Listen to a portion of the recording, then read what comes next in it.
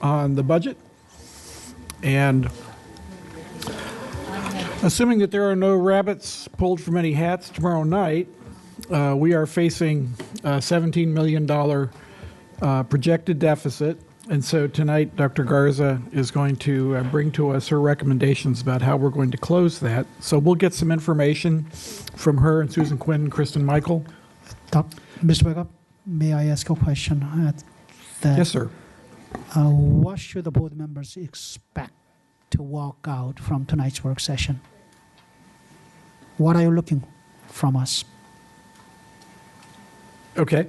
I was going to say that we're going to get a presentation on what the superintendent's thinking is here. We will have an opportunity to ask questions and to make some comments, and we will be reminded of the schedule, which will include things like if you're contemplating bringing forward any amendments, we'll go over the schedule and ask the people to get their amendments discussed and prepared. The budget work session is May 15th for that.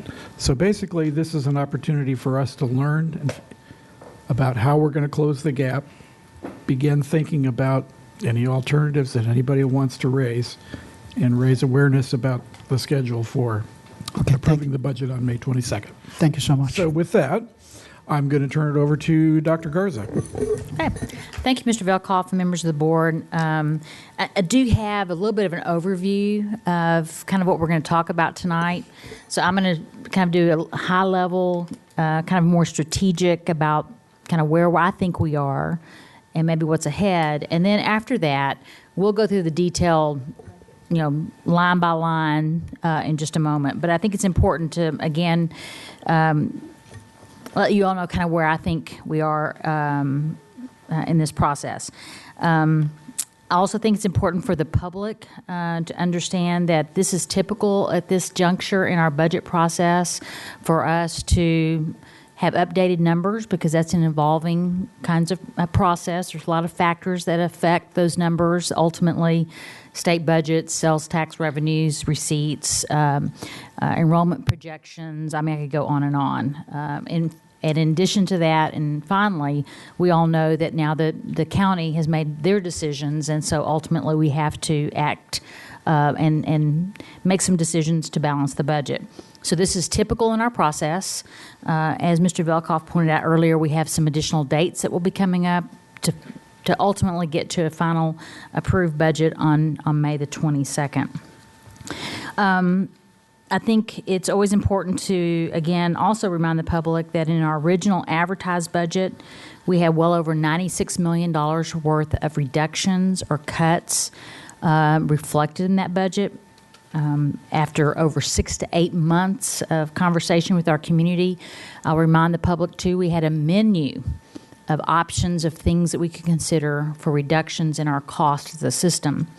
The reason that's important to remind us all in the community is there weren't these large amounts of money that we could go to and say, okay, now we're done. Oftentimes people think that because we have a $2.5 billion annual budget that, it's easy to go out and find another $10 to $17 million, or whatever that number is. And I will tell you that is not the case. And you can look at our menu of options to illustrate that point, because what's happened over time, as this board knows full well, is as we've cut and gotten tighter and tighter and tighter, we don't have those big amounts out there waiting somewhere that we can say, okay, this is easy. We can cut that tomorrow and we've balanced the budget. To go back now and figure out a way to balance this budget, we have to again do the same exercise we've done before, and that is $1 million there, $1 million here, these smaller amounts to get to this larger amount that we have to get to. And I think that's very important as we think about how we get to the compensation decisions that we want to make, is we can start cutting some more. It would take so much more to get us to that. It's just incredible. We did ask for a 5.7% increase, yet we received a 3% increase from the county. Thankfully, we are also anticipating receiving $30 million in additional revenue from the state.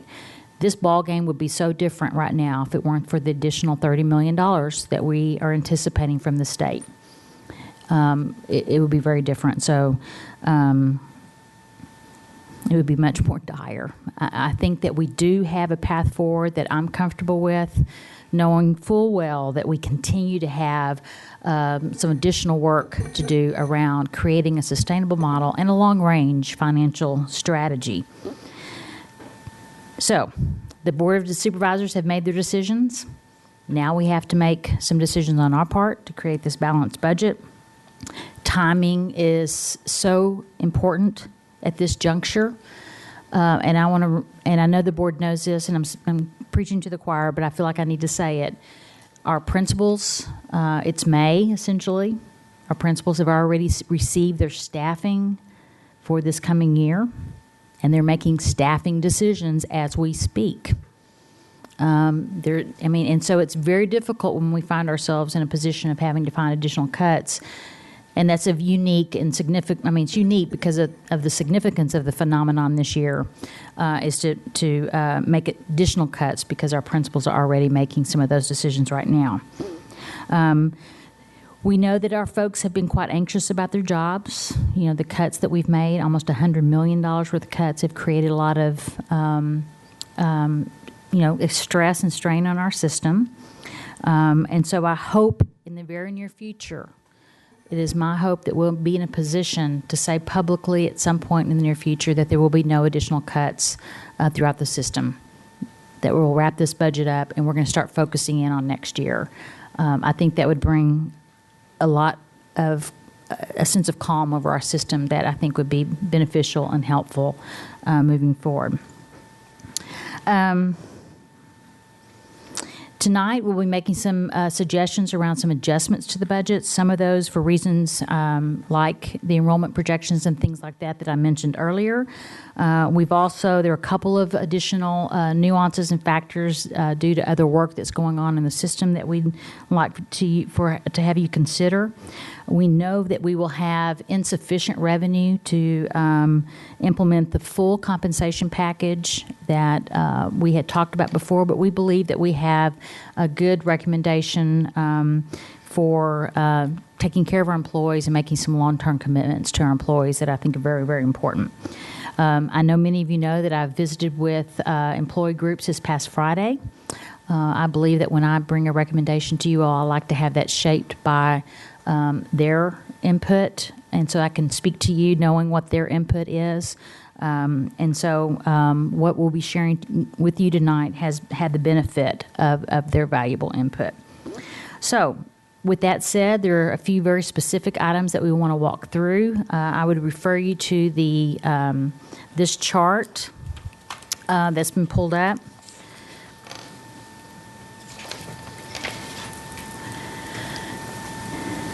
And it's the work session April 28th, attachment 1 document.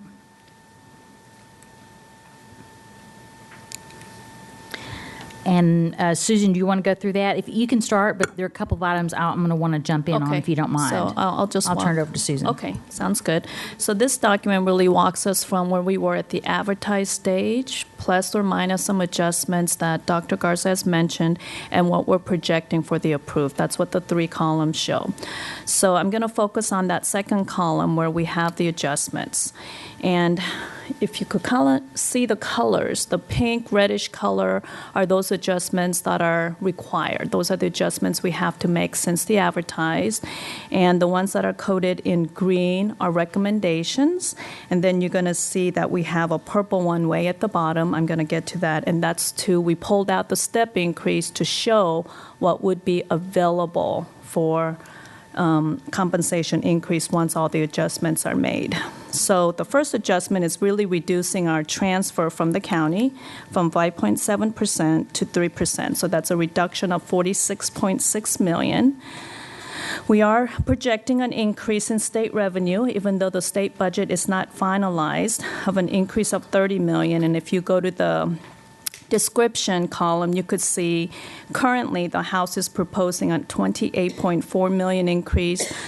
The governor's revised is $30.5 million, and the Senate version is $31.3 million. So we do have $30 million in additional state revenue. Sales tax, we are going to increase our projection by $2.1 million. That's an additional 1.5%. The next required adjustment is the Fairfax City revenue. Because of the average daily membership and where we're going to end up with our expenditures, we do have to bring that down by $1 million. So the last item in that revenue categories, funds available, is a reduction of the AP and IB test fees. We are recommending that we eliminate the fees that were proposed in the advertised budget. I want to speak to that because I think you all have recalled that I've mentioned repeatedly at every juncture when we've talked about the budget that I have had concerns about this not being reflected in the original budget. In fact, you remember that I'd mentioned that if I could have found $4 million at the beginning of this process, I would have pulled that out. And there are a couple of reasons why. Number one, unless we pay for the fees, we cannot require the students to take the test. So then you immediately skew the results. Because students that, we know what happens in those circumstances. The students that we feel, would benefit and would pass the test at the 3, 4, or 5 are the ones that are inclined to take it. So a best practice, you look all across the country. Even in my most recent school systems, Lubbock and Houston, we paid for the fees for all students. It gives you an opportunity to measure the effectiveness of the program, and otherwise you're not going to have a true effectiveness measure. Secondly, I believe it's a good investment. I think it's particularly concerning the number of fees. Yes, we know that many of our families can afford those fees, but we have a lot of families that both parents are working 2 jobs, and some of our students take up to 6 tests. The IB fees are particularly expensive. And I've even heard it from my student advisory committee. Will mentioned it last week. Students see this as an additional barrier that we don't need to put in front of them. In addition to that, we would have to change our policies. We have a number of different policies regarding the weights of the courses and the requirements for taking the test. And I believe it's I believe it's a best practice for us to not charge the fees for our students. In addition to that, the $4 million is not going to make that much difference in the scheme of things. And I know, obviously, I have a couple of board members that disagree with me around the table. Certainly, this is, up to, if you don't support this and want to see it put back in, that's your prerogative. But it is my strong recommendation that we do not charge the students the fees for the AP and IB test. Okay, so that brings our funds available and down $19.5 million from our advertised stage. So now I'm going to move on to the expenditure adjustments. The first adjustment is based on our recent enrollment updates. We are showing that enrollment is increasing little over 2,000 at this stage, and at the advertised, we were projecting little over 3,000 students. So we can save $6.3 million as a result of that adjustment. And then the next item is providing support for our in-school suspension for our high schools, and I believe Dr. Garza Let me wants talk to. about both of those things. Okay. You know that we're using some new methodology starting this year where that looks more at long-range trends. It's our first year to use it, so we'll have to watch it moving forward. But I think it is a much more sophisticated model of projecting our enrollments and what we expect in terms of membership. We have walked through every one of those every school to see where they were last year and where they've been in the past, what the projections reveal. We've talked with principals about it, and so we're really watching that. But they have come in. It is going to be lower than what we expect. On the second part of that, I wrote to you all that we've had a committee working on our SR&R, student rights and responsibilities work moving forward. We do have a board workshop on that issue coming up very soon. I think you're going to be very, very pleased with the work. Dan Paris has done an excellent job in leading and facilitating that conversation with an expert group of principals. But part of that, I've been concerned about the number of days that students are missing school. due to suspensions, out-of-school suspensions, et cetera.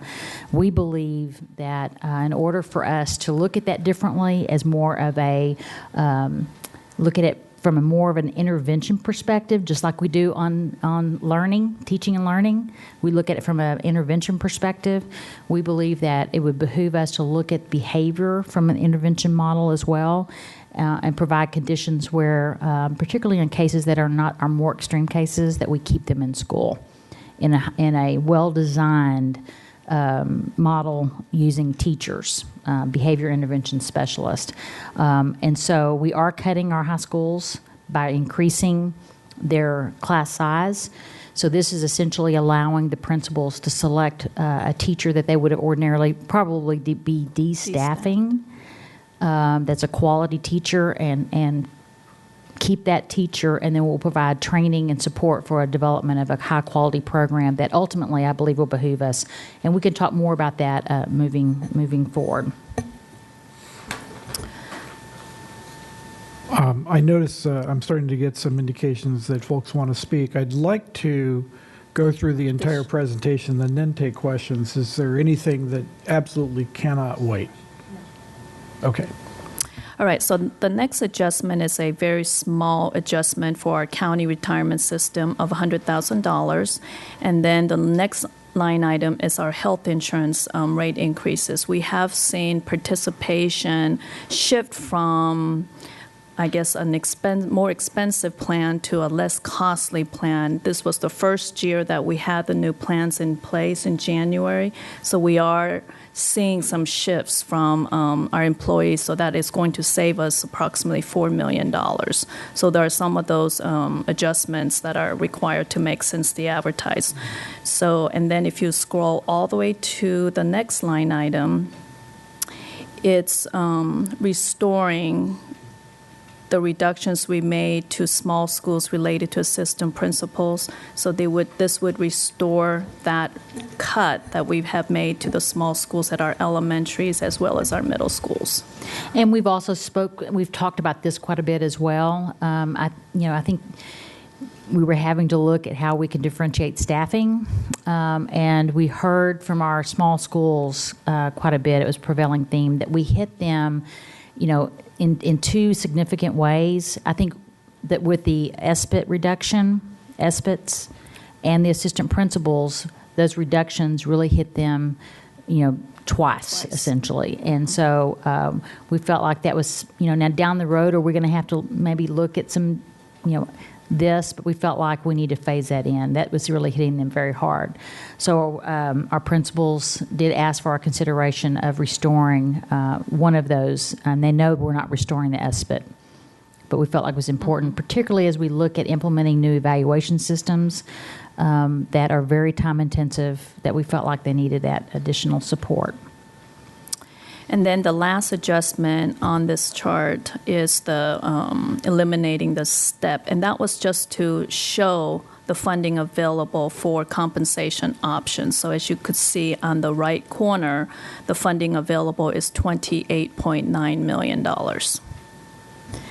And before we take questions on this particular chart, it's also important, Susan and Kristen have put together some future out years information that we'll get to in just a minute, but we are anticipating some state support for compensation. You may have read about some of that, and we're in a position to talk about that a little bit more tonight, because we do have to talk about fiscal year 16 and on out, and we are anticipating similar to what we experienced last year with the mid-year market scale adjustment that was done mid-year. We received a $6 million assistance from the state to help fund that. Some of that will be happening starting in the future years, and we can talk about that in just a minute as well.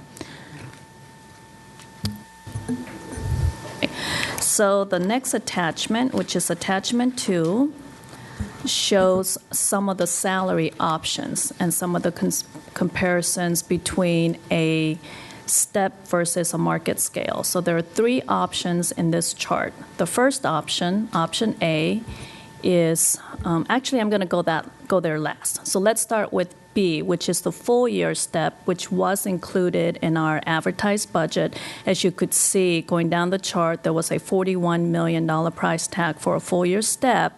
And then the next chart, the little box, shows the fiscal summary for that particular option. And with the $28.9 million available from the attachment that we just reviewed, that would leave us a shortfall of $12.1 million. Okay? Now, going to option C, if we were to maybe do a market scale adjustment rather than a step increase, you can fund a 1.5% market scale adjustment for a full year starting in July at a cost of $28.8 million. So if you wanted to know how you could spend the 28.9, the 1.5% would give you a market scale adjustment for everybody for the full year. So now I'm going to go back to option A and kind of walk you through that in a little bit more detail. So what option A shows is delaying step. So what we are recommending is that we delay step until November. So that is a cost in 2015 of $30.6 million, but this does have an impact to 2016 because we're delaying the step. And the cost to 2016 is $10.4 million.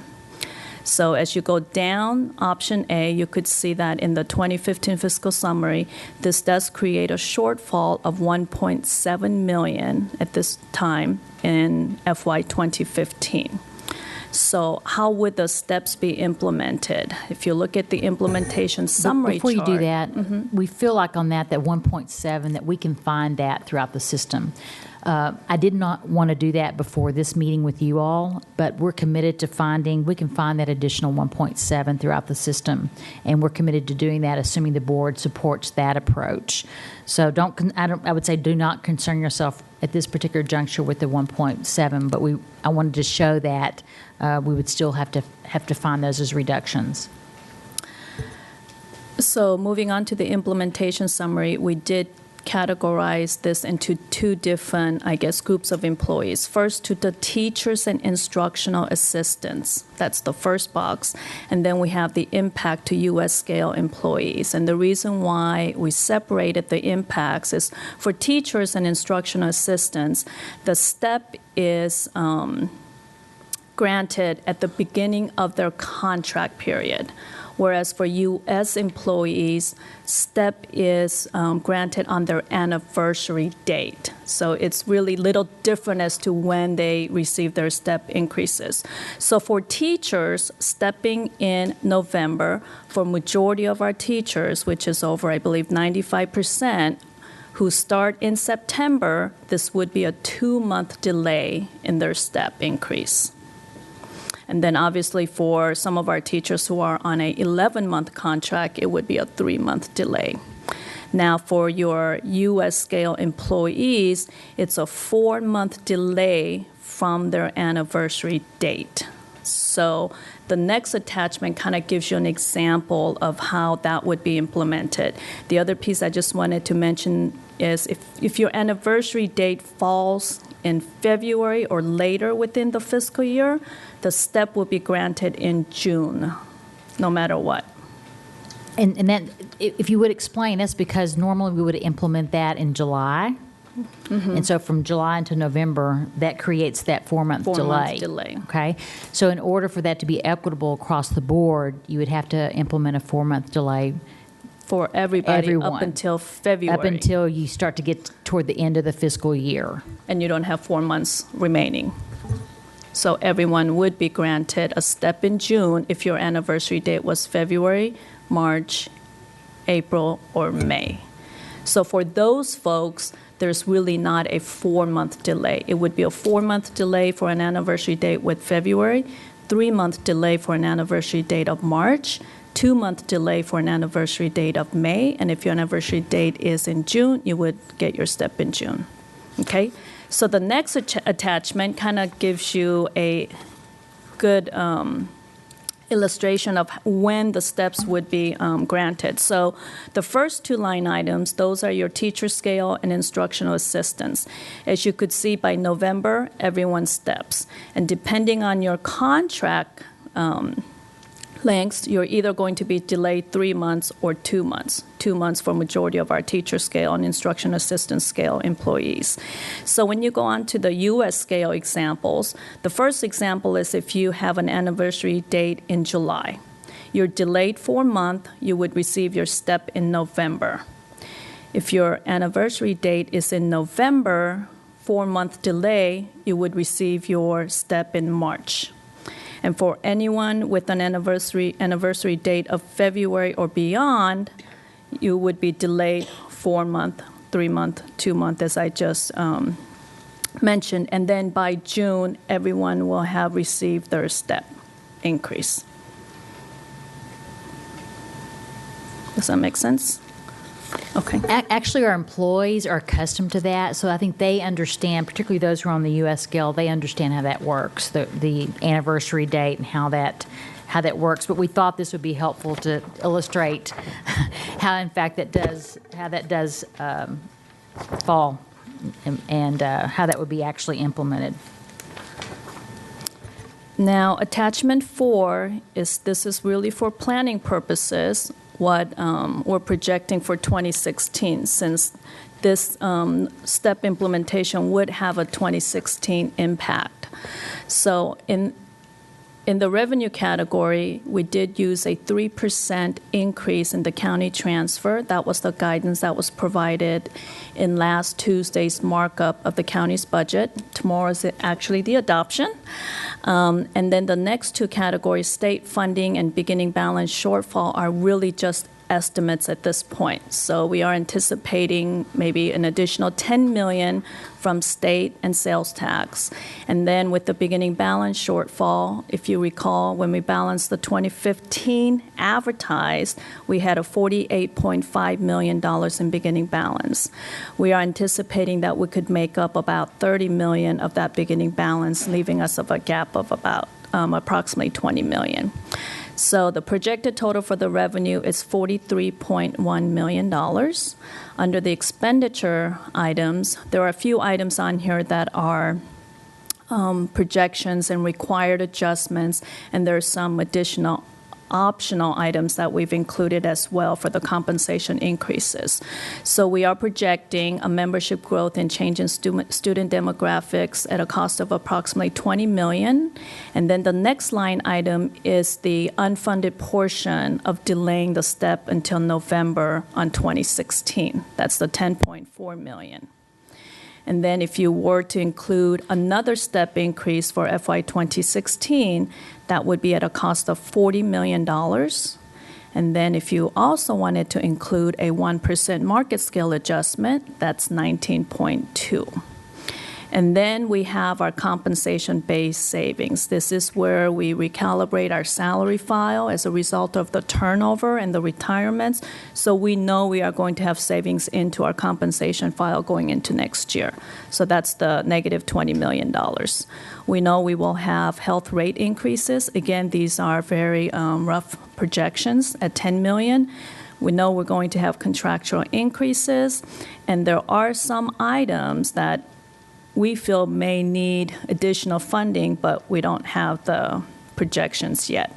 So if you just look at the line items where we've included the dollar amounts, the expenditures total $82.6 million, showing us a projected gap of $39.5 million. And again, this is really for 2016 planning purposes only. These numbers will be updated as we get revised figures.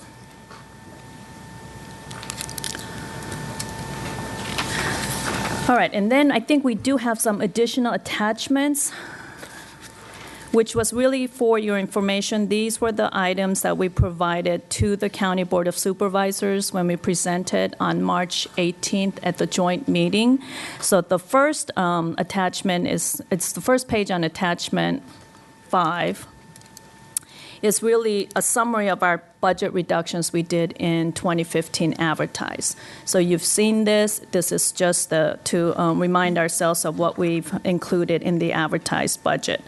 And then the next item is really talking a little bit about year-end balances and salary lapse, because I believe there is still some question about salary lapse and how we project and what we've done. So if you kind of focus on the bottom part of that page, it talks about based on our recent experience, we've taken multiple steps when we built the 2015 advertised budget. And as you could see, that we are using a lower salary when we budget vacant positions than we have in prior years. We've also included additional base savings when we built the 15 advertised budget. And then for the budget reductions, we learned back in 2010 and 2011 that some of our reductions, what we costed, the reductions too low. So we did use a higher salary to cost the reductions as well, which means we're pulling more out of our budget file. And then lastly, we did adjust the participation rates for our health insurance. So those are some of the steps that we already took when we built the 2015 advertised budget. Okay, so I just wanted to kind of share that with you. And then the last page in that group of attachments is just talking about school-based positions, what type of positions we have in our school, because I know there's some questions about that as well. So again, these are documents that we shared with the Board of Supervisors on March 18th. Thank you. And then finally, I'll just to summarize, as we visited with employee groups and talked about, and with the our team down at the end, what our options are, the three options that we presented to you all. We've heard repeatedly from our employees that they appreciated the board making a commitment to a step. I think very strongly we've heard from just about everyone we've asked, even if it's a delayed step, they feel like that's the best approach. The market scale adjustment across the board, no one appeared to like that approach. And furthermore, it doesn't commit to our employees for the long term. And so I strongly believe that the option A is in the best interest. We've had supervisors say, well, don't give it to leadership. No one on our side, in our employee groups, no one feels like that's a good for our organization to separate out groups of employees. By the way, the county did not do that with what they're doing with their salaries. It's just not a good practice, and it doesn't behoove us. Even if you pull out just the leadership positions, it's such a nominal amount of money. It's not worth. The poor, it just creates a lot of morale challenges that are just not beneficial to the overall system. So we believe that we need to treat everyone in this approach. We believe that using option A does that, and it just continues to move us forward. Okay. Very good. So at this point, we're going to open it up for questions and comments. And I'll read off the list here. I'm going to give the first word to Vice Chair Mrs. Reed. And then I have Mrs. Schultz, Ms. Evans, Mrs. Smith, Ms. McLaughlin, Mr. Moon, Ms. Hines, and Mrs. Strauss, and then Mr. McElveen. And do we want to have them focus on any question or topic? Mrs. Reed's asking me if we want to focus on any particular topic. I think I'm comfortable, unless you want to give me different advice, just opening it up to whatever is of interest to you. So with that, I'll have Mrs. Reed start off. Thank you, and thank you all for the excellent presentation. I think it's very clear. And even if you don't like what you're saying, at least we can understand it, right? So we kind of are where we are, right? So I just wanted to kind of take a step back and talk a little bit about the big picture and maybe set the context along the lines of what Dr. Garza had said. When I think about where we are in this process and the fact that we've got essentially a month to finalize this budget, I believe the strategy should be, at least from my view, the minimal amount of disruption between now and when the budget is passed. Do I think the budget is perfect? No. I think we all realize that there's some things perhaps that we could change, but I feel like we need to do that in a systematic and thoughtful way. And it follows along of our discussions about the portrait of a graduate and the strategic plan. I mean, I think any of us right now, we could probably throw out a number of programs that we feel are either underfunded or overfunded. I'm concerned about whether we've impacted our neediest populations too much, for example, by cutting back on summer school and needs-based staffing. So that's a question I have, but I do feel that we really need to respect the work that's been done to date. And I really appreciate what Dr. Garza said about how the staffing and the planning is well underway.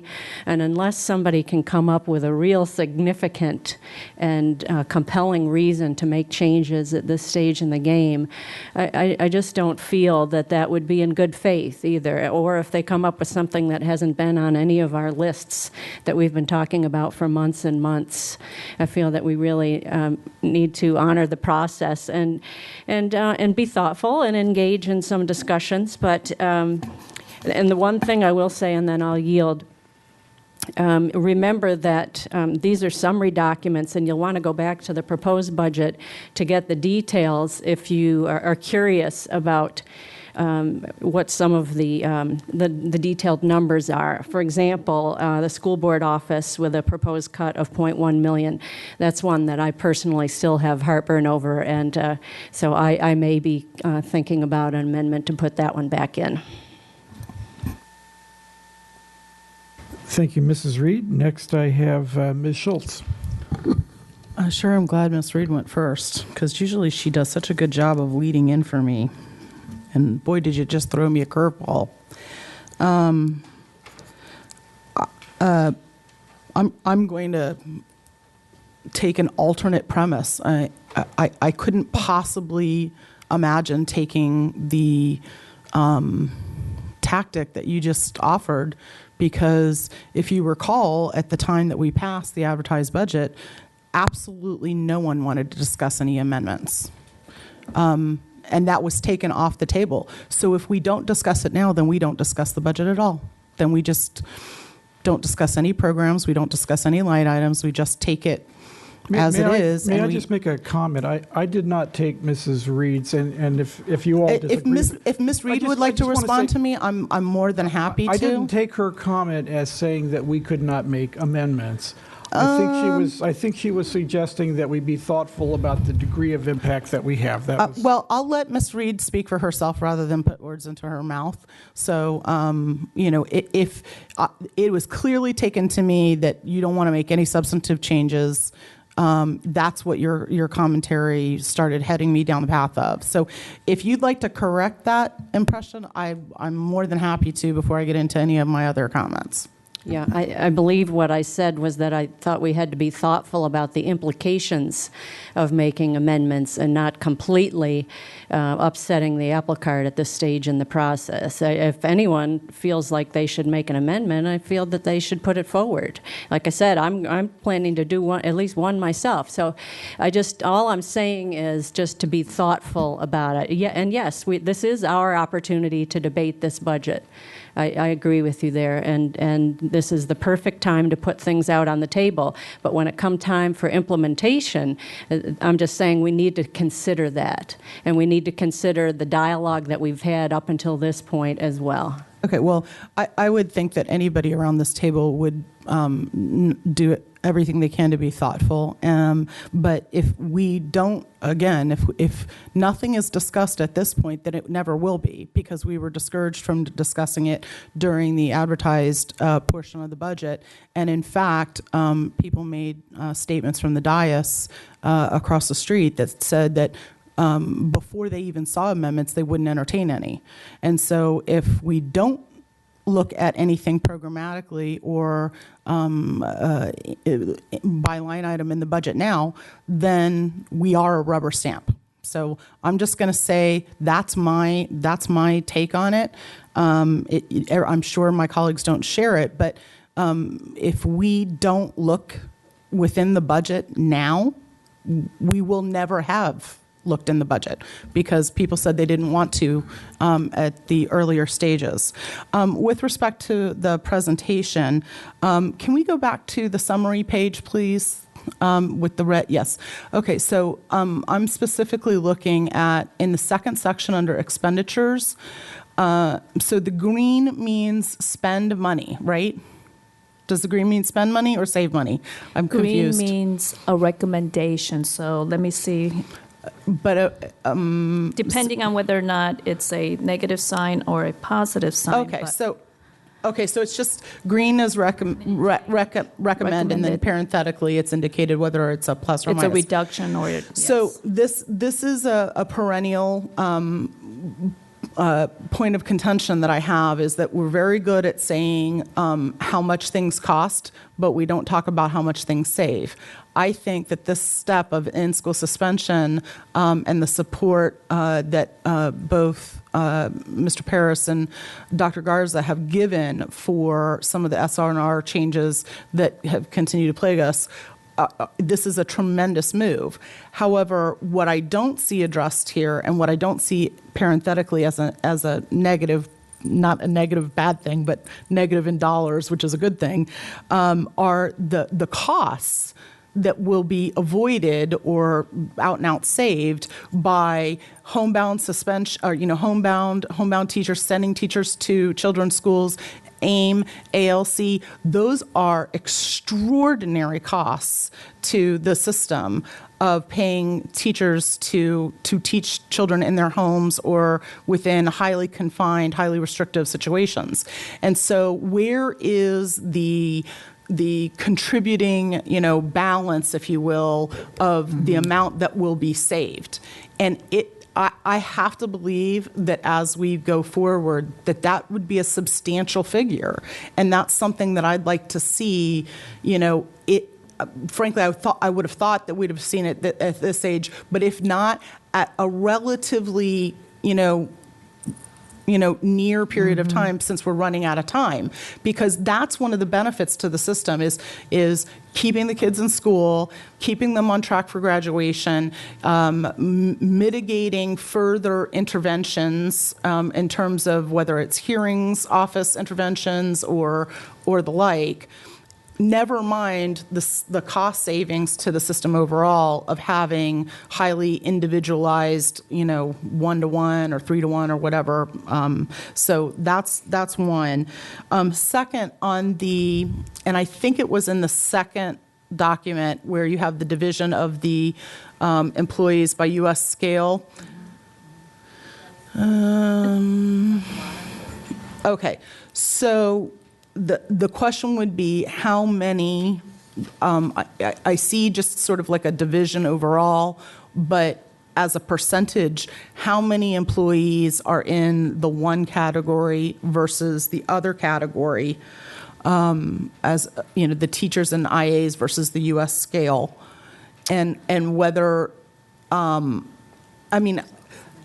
the meaningful data behind this is a little bit missing. So how many are in that February to June delay versus the rest? So what's the percentage overall? Are we having a substantial amount that are being affected by this? So this is very difficult for me to make a decision because I can't quantify this. So majority this of our is informational, so- but not quantifiable. So majority of our teachers are in the 2-month delay, and that's about, I would say, over 14,000 teachers. Okay, so they would be in the 2-month delay. Our IAs are about 2,400 IAs. They would also be in the 2-month delay. So majority of our employees will be in the 2-month delay category, which is the earliest you could receive STEP when we do a November implementation. So 16,400 employees fall into the upper category. Correct, the Okay. 2-month delay. That's the kind of stuff that I think is helpful for us. I mean, we're being guided to a recommendation, but we don't have the quantifiable data that. We could add it to the and in chart. terms of the overall compensation, the monthly compensation, is that 80% of the compensation, 50% of the compensation? How much of, our dollars are we talking? So that's something that's, I guess, a follow-up. a follow-up. Yeah, Thank you. absolutely. We can give you And more then, detail on that. the last question that I have, at least for right now, is again the next presentation document after this, where you talk about the background, about that the lower salary, yes, this one, that the lower salary was used this time, quote unquote, to do the lapse. Yep, right there. Lower So- salary for vacant positions. Right. So for the first bullet at the bottom of the page, so I said has that that been the incorrectly. case all along? Is that the case for these numbers now? And when you say stuff like that, can you just say, like, previously this figure salary was used and now this? That allows us to speak, I think, competently about this. And some of us deal a little bit more with this issue than others. We could give you That's specifics. That's some code words for everybody here, but everybody knows what I'm talking about. So I'd like the specifics, but this is where we have the opportunity to be transparent, is say, previously, we used this figure to And it's do difficult to say a figure could be depending on which position we're talking about. So typically what we did was we used, I think I had it in my notes. I thought it was like 66,000 or something. That's for the teachers. So for IAs, we would use a different dollar value. So what we did was we used what we called step 7 within the salary scales, depending on the position. So if you are a teacher, then you're at master's salary lane step 7. Now we're using step 5. So we're using a lower salary to project those vacancies. If you are an instructional assistant, you would go to an instructional assistant scale. We used to use step 7, and now we use step 5. Okay, so it's I guess what you're wanting to know is the specifics that you just described in writing.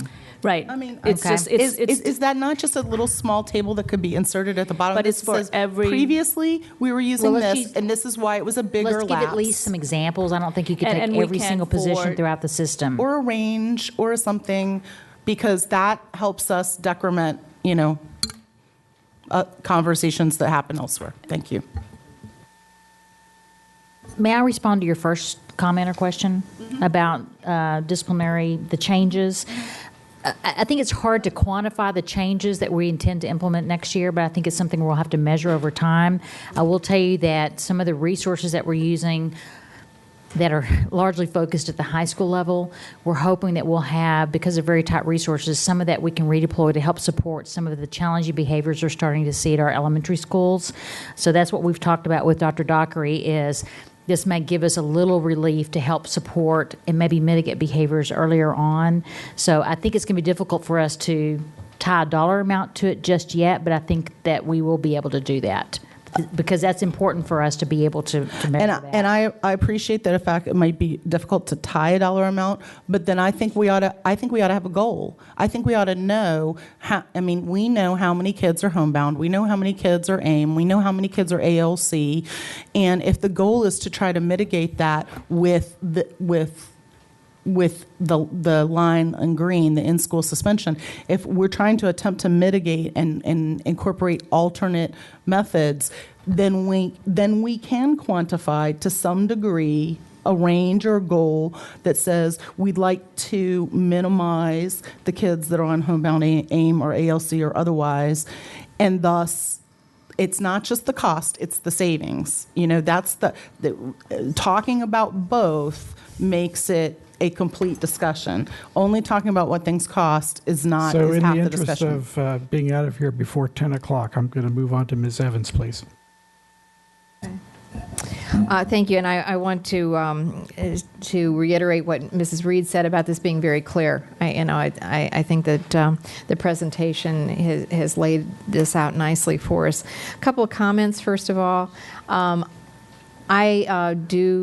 appreciate the fact that we've put the in-school suspension in there. I think that that's an excellent addition, and I'm glad Mrs. Schultz brought up the fact that we probably can find some savings as a result of that.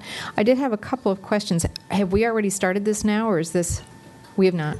Remember that we've had a committee working on SR&R. Right. It's the timing is a challenge for us, because we're contemplating some significant changes that we'll be bringing to you all in a May work session. But in order for us to implement some of those changes, we're going to have additional support for our high schools. I see. So you'll be hearing in detail about this. I forget the date, but it's in May. Okay. At one of the all-day work session, part of the whatever date that SR&R. is, you'll hear about the SR&R changes. Okay. But And so we would anticipate these would go into effect in September. next year, yes, Okay. ma'am. And I think, that's great. And I do think that this is much needed. Would it be at every high school? It would be all the comprehensive high schools, yes. And we want to make sure it's quality, so we're working on that too. When you say comprehensive, you just mean? I mean, our regular high schools. It Oh, wouldn't be regular high like schools. Mountain View. It wouldn't, Right, they have okay. other kinds of Right, resources, but right, all of our right. traditional high Our schools. traditional. So that's great. I think it's 26. Yeah. 25. And so I look forward to that, and I think that, but I'm glad we're anticipating that. On the AP/IB fees, I am delighted that you found a way to eliminate those. I support that, particularly as somebody who represents 2+ IB schools. I think the IB fees, particularly for full IB candidates, it just hits way too hard on just a small number of families. And we do not want to discourage our students, particularly students at the schools that have IB, from taking IB, from being full IB. So I am glad to see this, and clearly our students felt strongly about this as well. So I'm glad to see that happening. What gives me the most concern in all of this is the needs-based staffing, that we weren't able in here, at least yet, to find ways to reduce that $14 million cut to needs-based staffing. And I am concerned about the impact, particularly the combined impact of the needs-based staffing and the class size increases on our schools with the highest risk students. So just a heads up, I will be asking some specific questions about the impact of the needs-based staffing on our schools. That does give me a lot of concern.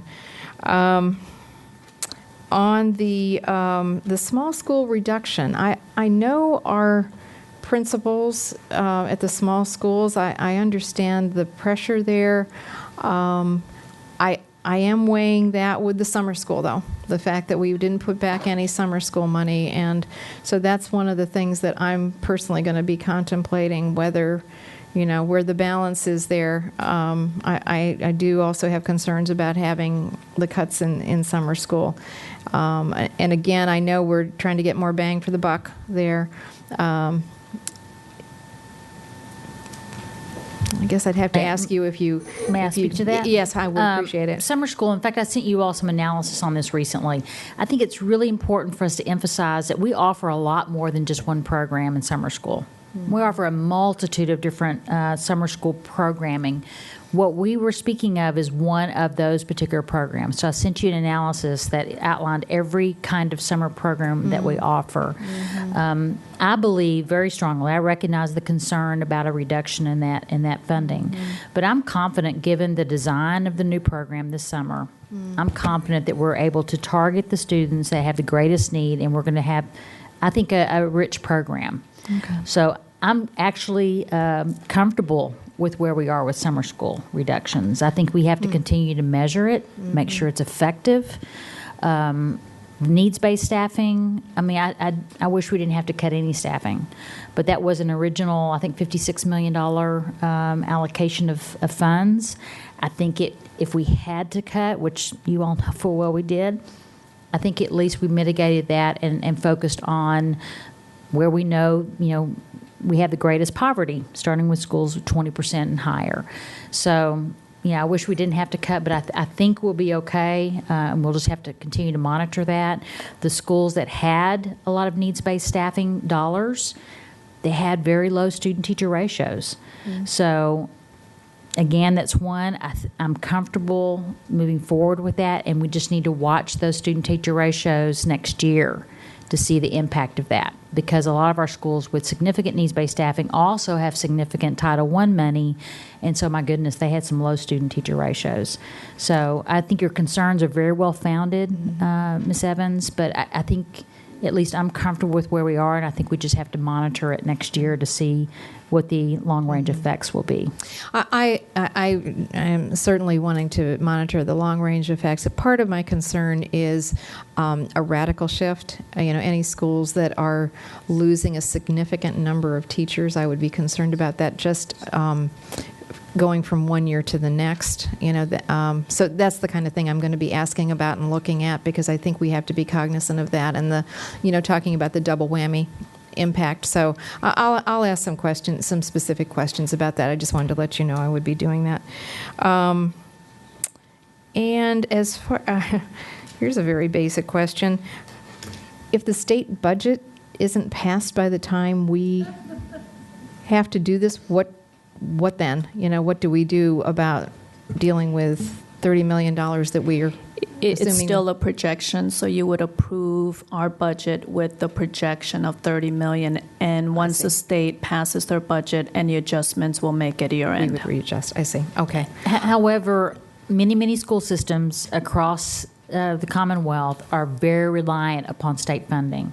We're less so. Much less So so. I'd imagine at some point in the near future, they're going to start to get a lot of pressure from many school systems across the Commonwealth because of, they could create a crisis for a lot those of schools. Right. So And I think there's also, talk from the state level about concerns of state employees being furloughed if the budget's not passed. So, Okay. That's my questions. Thank you. Next is Mrs. Smith. Thank you, Mr. Velkoff. In 2004, when the state didn't vote on the budget, I was chairman of the board, and we delayed our budget vote because we waited for the state to vote on the budget. And there, press conferences and a lot of pressure because that was the year the state increased education funding. I want to hit a few points, and then I have a question about one of the items. The message that I got from what the Board of Supervisors did is that they don't want to support the number of employees that we believe we need to run this school system. We've continued to raise class size, we've cut in our departments, and by underfunding us by the amount of money that they've underfunded us, and knowing that we have the structural deficit in our budget, my first takeaway is, man, we just need to keep raising class size till they pay us enough money. I am really happy that you came up with a way to give our employees a raise. It's not what we wanted to do, but I think it's what we committed to. So I am very supportive of the delayed step for our employees. I believe that's really important. It does concern me, though, that we are sensitive to what we do with the budget. When 88.6% of our budget is salaries and benefits, I think our superintendent with our budget staff gave this a lot of thought to look at what we could do to benefit the employees that we have and be thoughtful of that. And when we start to look at the budget and start to talk about putting back in programs that are people, it upsets that balance. And I do have to thank Mrs. Reed for her comments, and I think this is a hard part for the board, is to be measured and thoughtful in what we do. And I appreciated the superintendent's comments because this is the time of the year our staff is very nervous about what's going to happen to them. Are we going to cut more of them? Are we going to cut programs? Are we going to deal with this? And understanding that this is the time they're going to staffing, it's that balanced measure approach to how we look at the budget. I am happy that you put the APs back in the small schools because I was on the board when we didn't have them and all the testing came and we didn't know how small schools could manage without the extra help. So I do think that was important to put back in. And we all knew there were issues with the AP IB fees, that how were you going to hold everyone accountable and make sure that kids did take it. So I do think that's important to put that back in. My area of concern is going to be the $1.8 million that we don't know what it is. I'm hearing some people say it's for in-school suspension. I'm hearing impressions like it's going to not have kids go off to ALCs or AIM. That's not what I visualize. I don't want to go into a long discussion of it now, but I was on the board at a time where we had an extra position in every high school to run, in-school suspension rooms. We couldn't sustain it. It wasn't necessary in every building. So that's a lot of money. I am going to want to understand the strategy and the thoughtfulness behind what this is going to do for our schools. I'm not an easy yes on that. I think those were all my points. Thank you.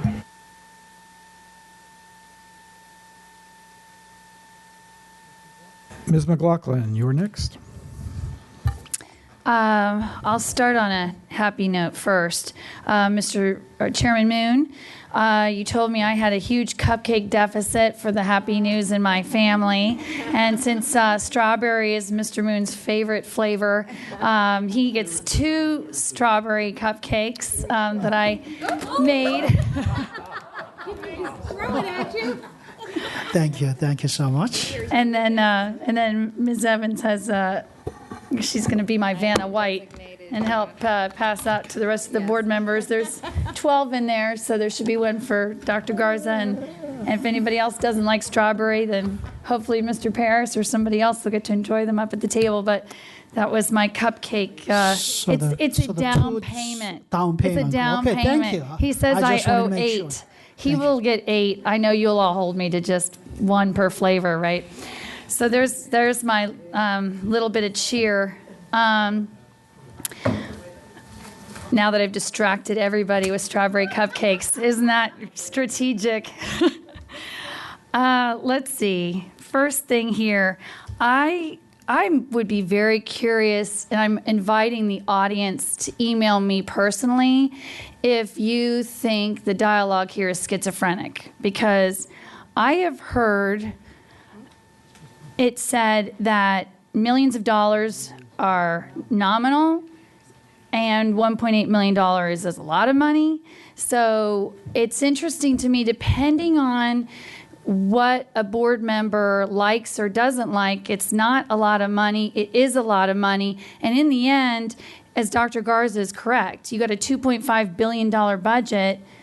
All of it is a little bit amount of money. And we're reliving what Supervisor Faust says every year, nibbling at the margins. And I got to tell you, I'm also struggling because we have said as a board that employee compensation was going to be one of the most important things that we did as a priority of this budget. And yet, what I see and hear is my colleagues are comfortable with the fact that with the deficit, with the shortfall we got from, or we're anticipating tomorrow from the Board of Supervisors and the transfer, the shortfall is going to come off of employee compensation. But we had spoken early on in the budget process and all the way through that, here's where we'd have our initial cuts. If we had to take additional cuts, these other things were, kind of waiting in the wings if we might have to take them. And so in my mind, contrary to what my colleague Ms. Reed said, I don't think we would be taking anybody out of, or taking them off guard.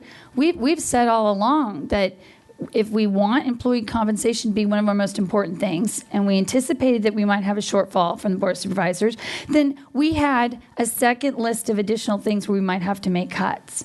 And yet all that I saw happen was clean and neat, $12 million is coming off of employee compensation, going from 41 to 28.9.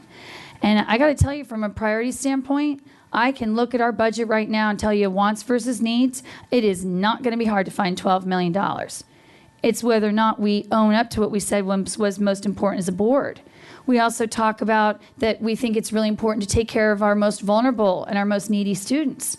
Well, my colleagues know that I shared with them, the information I got from staff. Our APIB test fees are about $4 million a year. I happen to think that based on nibbling at the margins, $4 million is a nice chunk of money. In AP test fees, 91.5% of those tests are taken by students who are not free and reduced lunch. It's 8.5%. With the IB test fees, it's a little bit higher. It's 17.5% are free and reduced lunch. So, 82.5 don't have a need. I got to tell you, that to me is where, there's another three out of the $4 million that you could easily say, do we direct that toward our neediest students in a better way? I happen to be one of those families that has a son graduating. He'll have taken 7 AP tests. Why are taxpayers paying for the McLaughlin family test fees? When I was growing up, I took an AP class. And if I wanted to take the test, whether or not I might get credit or not, which would benefit me in college, that was for me and my family to pay for. So what I'm struggling with is, it is not about we'd have to change our weights. Our honors courses don't have external tests.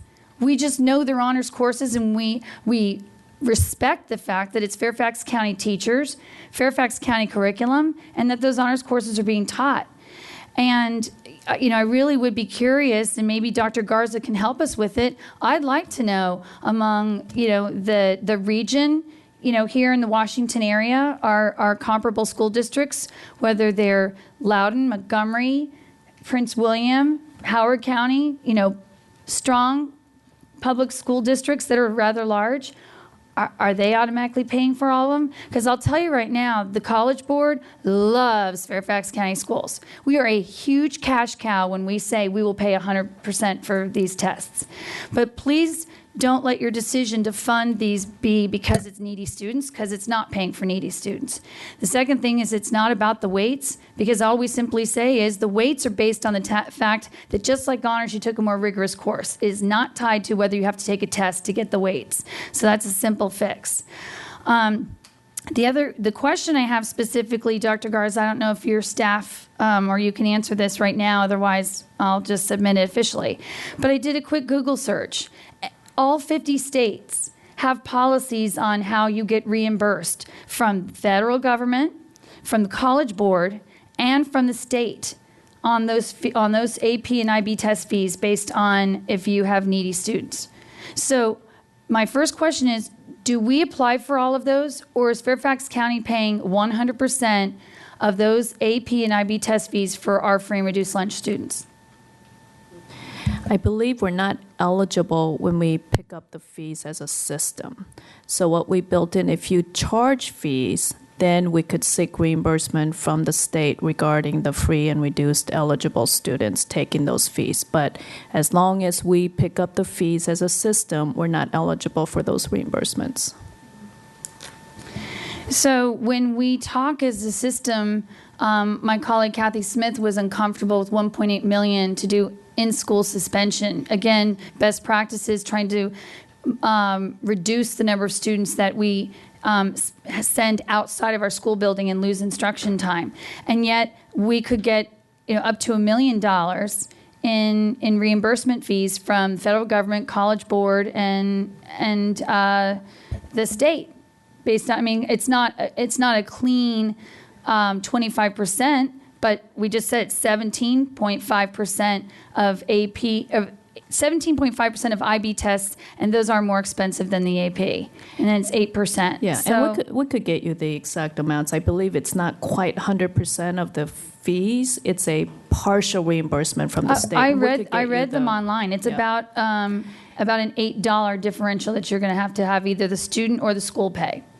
It's substantial. It's basically $37 from the federal government, $26 from College Board, and then it depends on what the state does to send anything else. So if I may, Ms. McLaughlin, I think you've nailed the point Yeah. about the AP yeah, test. I have to tell you, it is really disappointing to me that if we're going to be as a board making decisions that we communicate to the public, to the board of supervisors, that this is a school system that is concerned about needy kids, a Head Start wait list of 800 students, but we want to go spend $4 million on students that are not needy.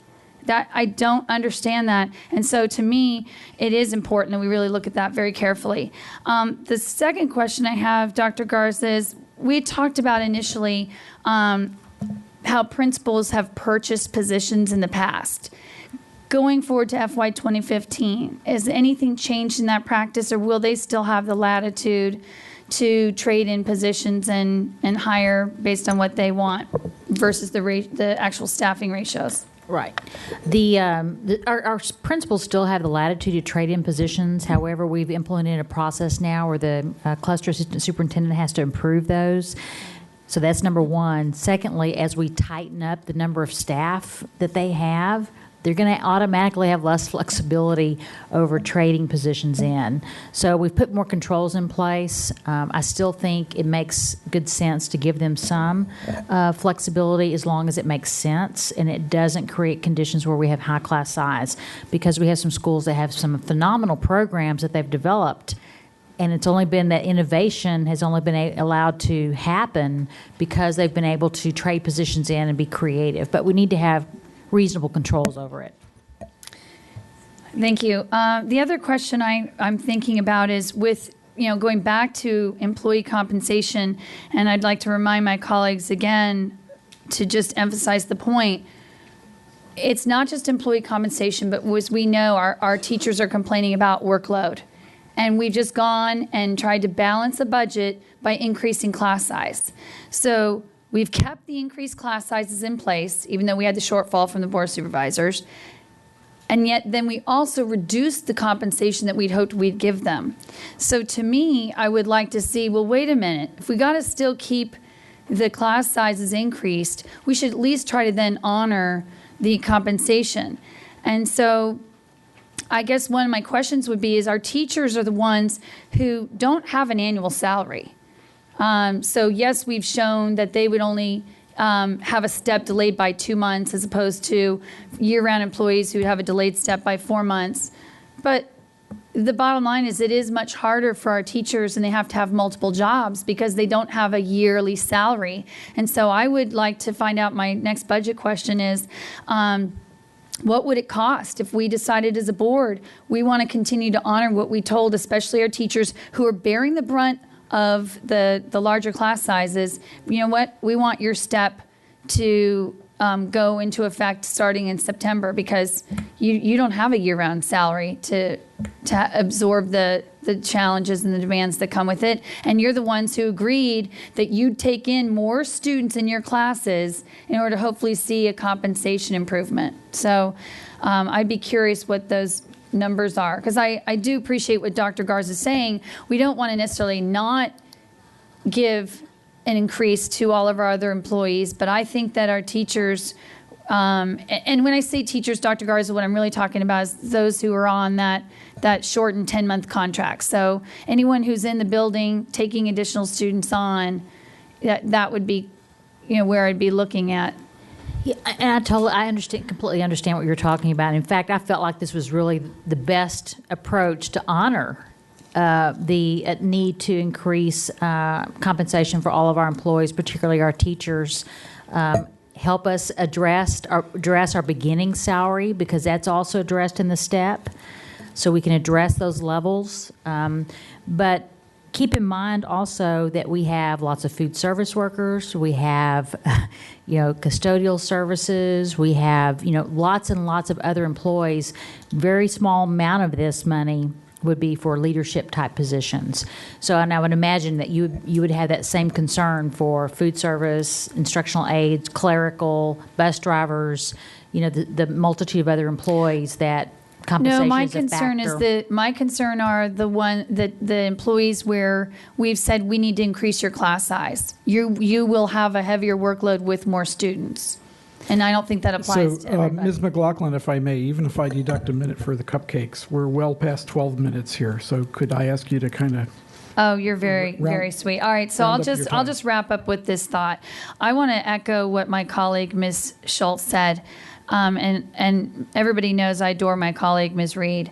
But when we talk about honoring the process and minimizing the disruption, honest to God, I was asked as a school board member in January, Let's go united to the board of supervisors. Let's not get messy in our dialogue. We know we're going to have our work cut out for us when we find out what the transfer is.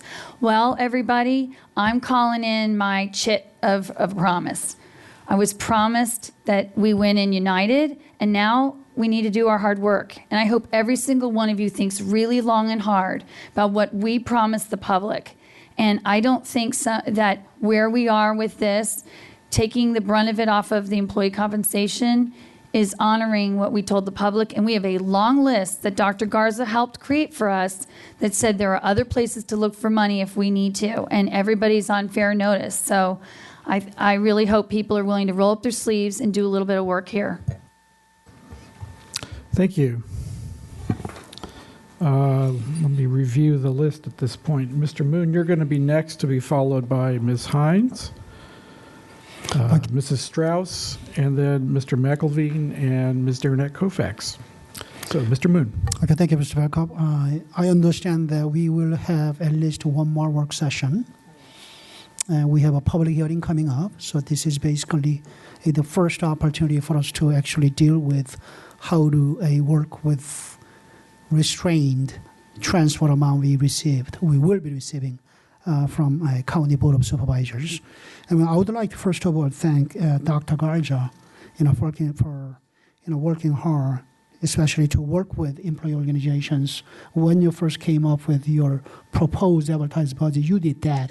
You had done that prior to you doing that. And at this time, you're looking at your proposals, we all understand that you, again, met with the employee organizations to come up with, in my mind, very balanced, proposal for the board's consideration. Having said that, I understand that board members, this is, first, our first opportunity to see your proposal, and I fully expect at least some board members to propose some amendments for the board's consideration. We're not making any final decision tonight. And on $1.8 million in school suspension support for high schools, I think we saw this for the first time on, was it today? I'm losing my mind whether this was a Friday or this was today.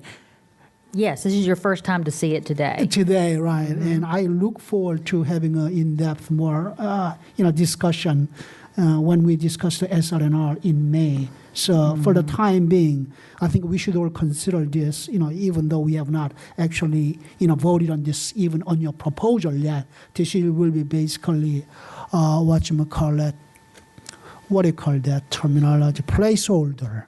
Is that? Yes, I'm very well aware. Thank you. This is the first time board members have seen that. It's just the timing has worked against us. We've wanted to make some improvements in the SR&R, and just we're moving as fast as we can. It's just kind of worked against us. And so we'll have more information on you. Sure, so I'll consider for the time being, this is a placeholder, and we'll get the more detail in May time frame and have that discussion. Your small school reductions 1.1 is that, should I assume again, just to clarify, is that mostly APs, assistant principal positions, correct? Yes, as I visited with small schools affected by the reductions that we had made, and I'm speaking of small middle schools and small elementaries. Okay. They were very, very concerned with how they were being affected by some of the reductions. Okay. And it was all of them coupled, all of them combined. And so when I asked them, what's the most important one for them to have back, given the challenges they face, and as you pointed out, Mrs. Smith, earlier, they have to do the same work that all the other schools have to do, very same work. As they said, if they have to pick restoring one of them, it would be the assistant principal because of, just changes to teacher evaluation and just all the work that has to get done. So that's why we approached it from that perspective.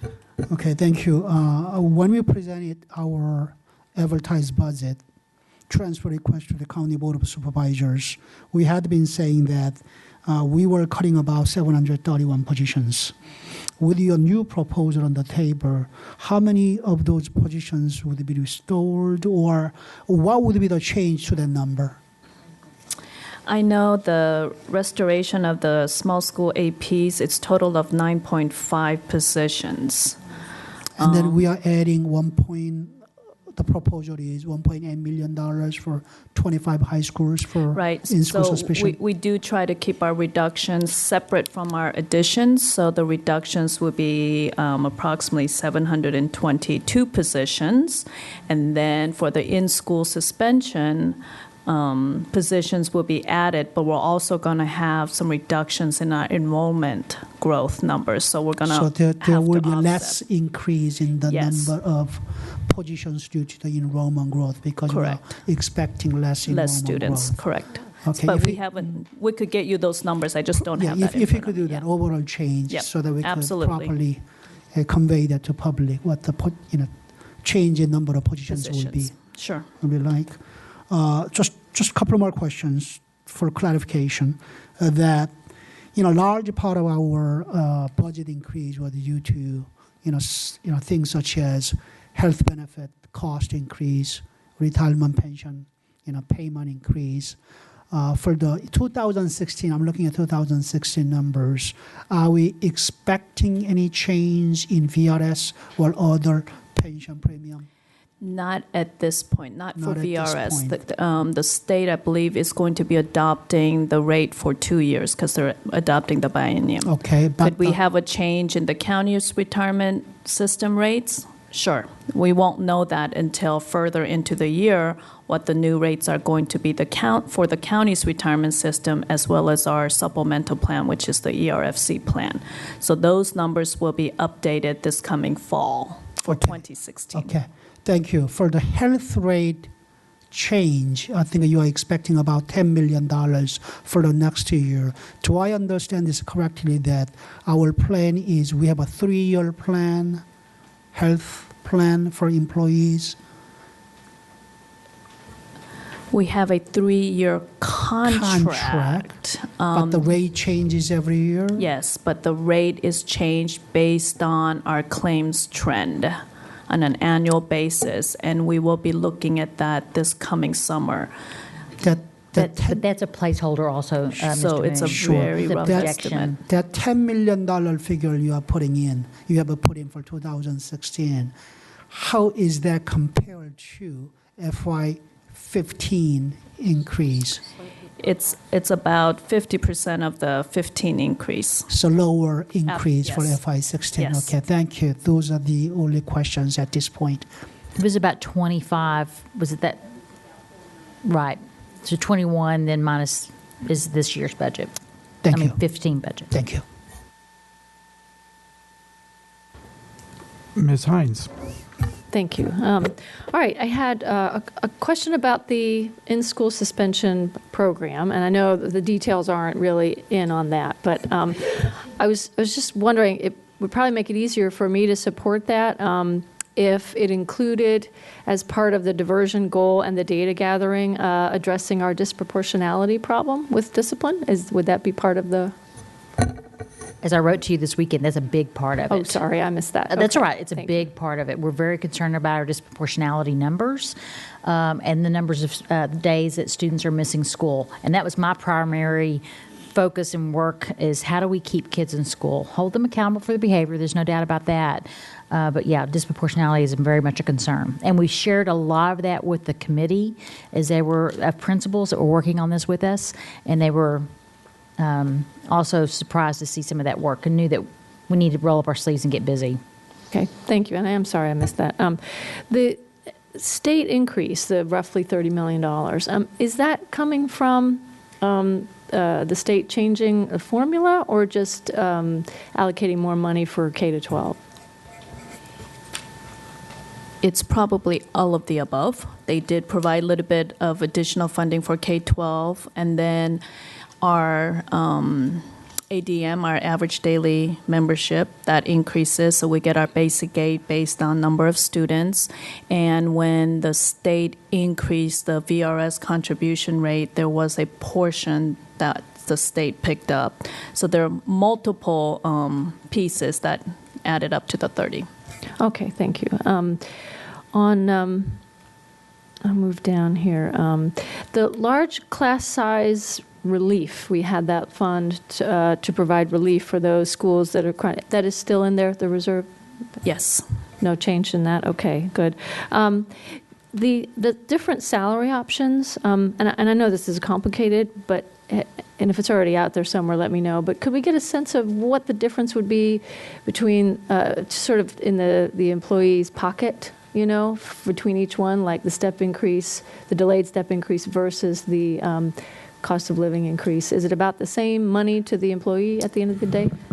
I would say delayed step is slightly more than the market scale adjustment of 1.5%.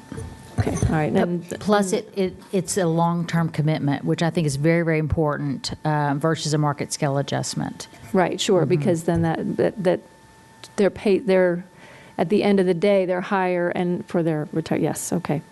All right.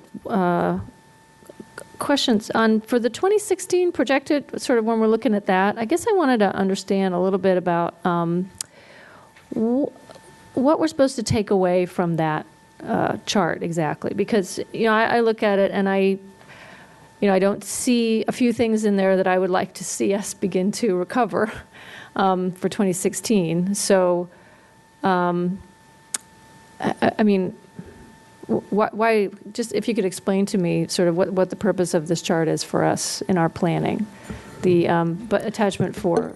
I think primarily what we were attempting to do with this is project out, assuming that you all agreed to the first option, which is the delayed step, mainly showing that will create a recurring a cost for us next year of the 10.4, and then just estimating kind of what our challenges are moving forward.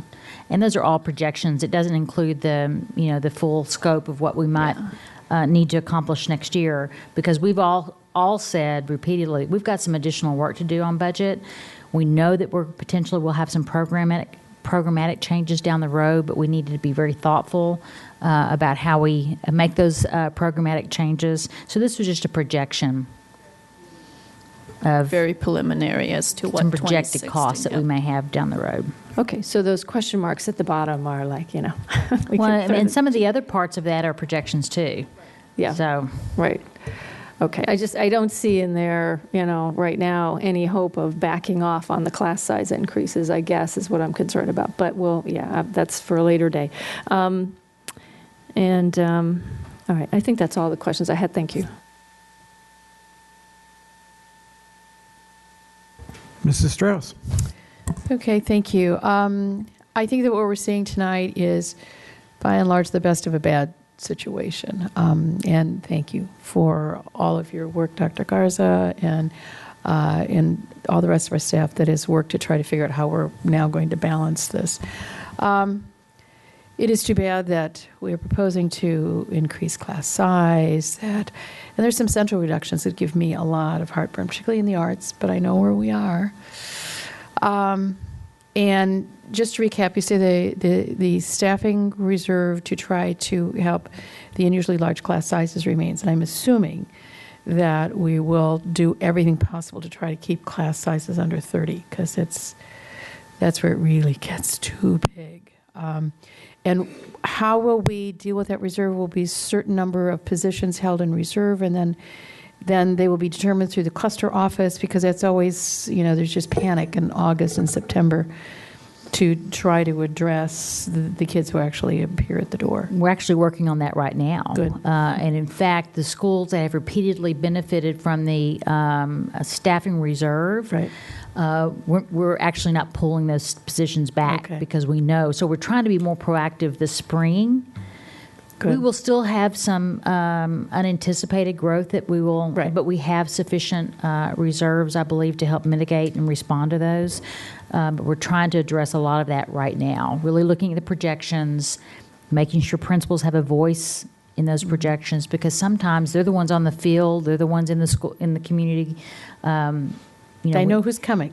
But I've told them, I said, when you have a say and when we listen, there's some responsibility that comes with that. So you be prepared to really present your case really well if you think our projections are off. And I think they're working really closely with HR. I've had a number of them communicate and meet with me. So we're working through it now. Good. Well, I appreciate that, because that's just an ongoing concern of those larger than should be allowed class sizes. going back on the state budget issues, the $30 million, that would include if the state is going to give any money for increases in salary? That's Yes. Okay. So the three different numbers we provided between the House, Governor, and the Senate all include if the salary increase was included, and a couple of those budgets also include restoring some of the cost of competing. So all of that is Okay, included. so that's an That aggregate is their number. budget. Okay, great, thank you. The salary lapse figure and where you are projecting to recognize greater savings out of the salary file, are we seeing a slight trend in our staff that's becoming a little younger as you are choosing lower salary figures for your lapse and vacancy? Do we know? I don't have all the data on our teacher demographics. 'Cause that would impact. But we are obviously bringing in teachers that have less Exactly. experience than we have been. As I mentioned, we were using about step 7 Right. for those vacant positions, and on average, it's been about 2 steps lower. Because I know we have sort of the large bulk of employees, 55 to 65, that's all, they're all sort of at that whole cohort's all sort of moving out of the entire profession.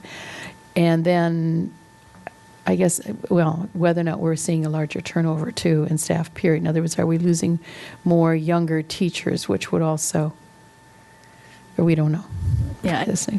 I currently don't have that data, so we Okay. could follow up with HR. But it would be interesting to see, because my hunch is that we're our employees are becoming a little younger, I suspect. So, and then I guess the other piece is, I know since high schools, and since it looks as though we are going to have to weather this increase in class size, that will have a staffing impact more at the high school level and elective courses. At what point will teachers know if they actually have jobs and where they're going to teach? Because that will have an impact on those elective areas. This gets complicated, the elective piece. Our schools already know who signed up for electives, and they're already working through that right now because as students make their course selections, we're working through that right now. Now, where we've been challenged is the new state requirements. Right. That has Exactly. really affected. I know. And then we have some nuanced situations where we've made some changes in recent past in the attendance boundaries, and it's just now beginning to materialize in some of our numbers. So I don't believe, in my estimation, I haven't seen any evidence of it yet, that the increase in class size by 1 at the high school level has negatively affected electives. I think Okay. there are some other factors that are certainly affecting electives in significant ways. Okay, because that's always a little tense this time of year when you're wondering, are you really going to have a job? Or are you going to have to apply outside the school system and it's getting a little late? Our schools have received their staffing. Okay. So if you have a job now, you assume you're going to have one in the fall? well, I can't say that publicly because it depends, Right, right? On okay. each campus and how many teachers they're going to have Right, to. but I mean in general. In general, yes. Yes. We are going through staffing right now with all of our schools, so they know their staffing numbers based on these advertised numbers. Okay. And I guess the last comment I was going to say is I do support paying the AP and IB test fees. Most of our families are middle-income families, and it's tough. The cost of living in Fairfax County is high. Salaries have not grown among middle income, and in fact, in many cases, it's either stagnated or has fallen. And many of our own employees have children in high school. And these fees are very high for them. And in order for students to be competitive in going into college, et cetera, they need to take some of the more difficult classes. They need to take the exam if they're going to get credit from colleges or to be looked at favorably. So, and it was interesting when our students have spoken to us, that was one of the things that they said is if at all possible, cover those fees. So I do support that. So again, thank you very much. Thank you for the recommendations. And I am pleased that we are looking particularly at step increases because that was the one piece that I think most of our employee groups said they really felt they wanted, and for our ability to eke that one out. So thank you.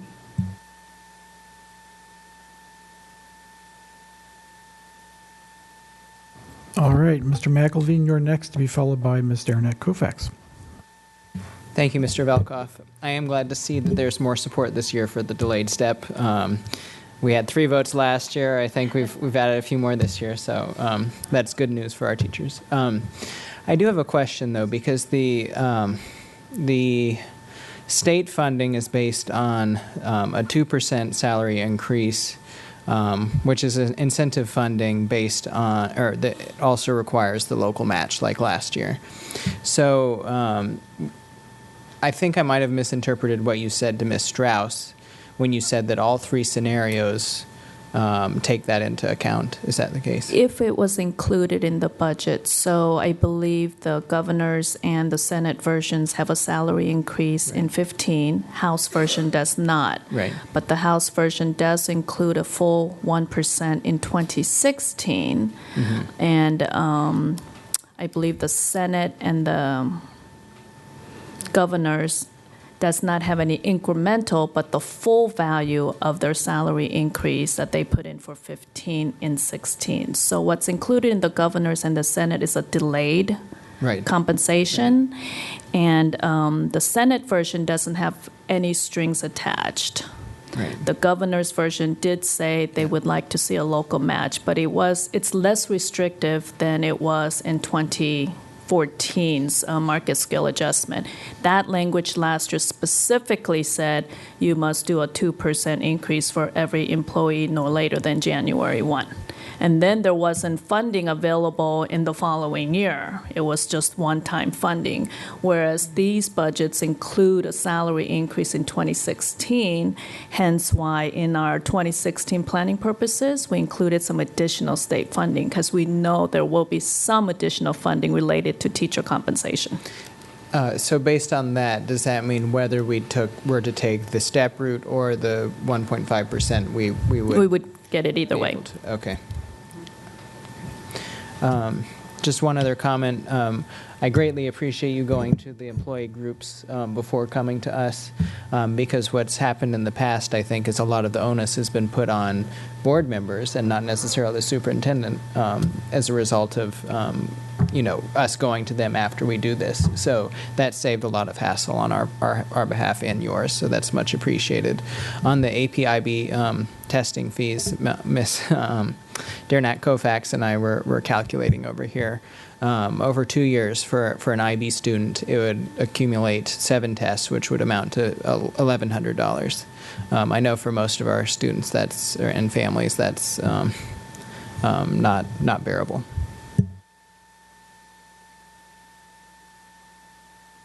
Okay, Ms. Derenak Koufax. I want to thank you for this presentation. That does make, as Ms. Strauss said, the best of the bad understandable for us. It makes Dr. Garza's and your team's and our budget chairs and vice chairs suggestions easy to understand. And I just want to comment to say that we would rubber stamp something if we were to take our budget chairs and vice chairs guidance to be thoughtful is very unfair at this point, because yes, it is the budget, but as with all committees, we take guidance from our colleagues who are in charge of those committees, and I know how hard you guys have worked on this. You've worked extremely hard in conjunction. Mr. Valkoff and Ms. Reed, you've worked in conjunction with Dr. Garza and her leadership team.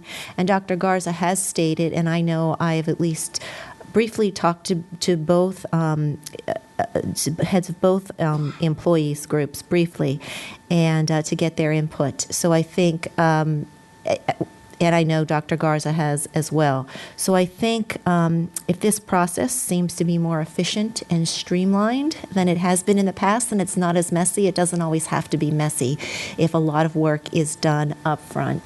And so I thank you for that, and I thank you, and I really say kudos to all, because it's not ideal, it's not what we had wanted, but it's understandable, and there are very clear paths that are very understandable for us where to go.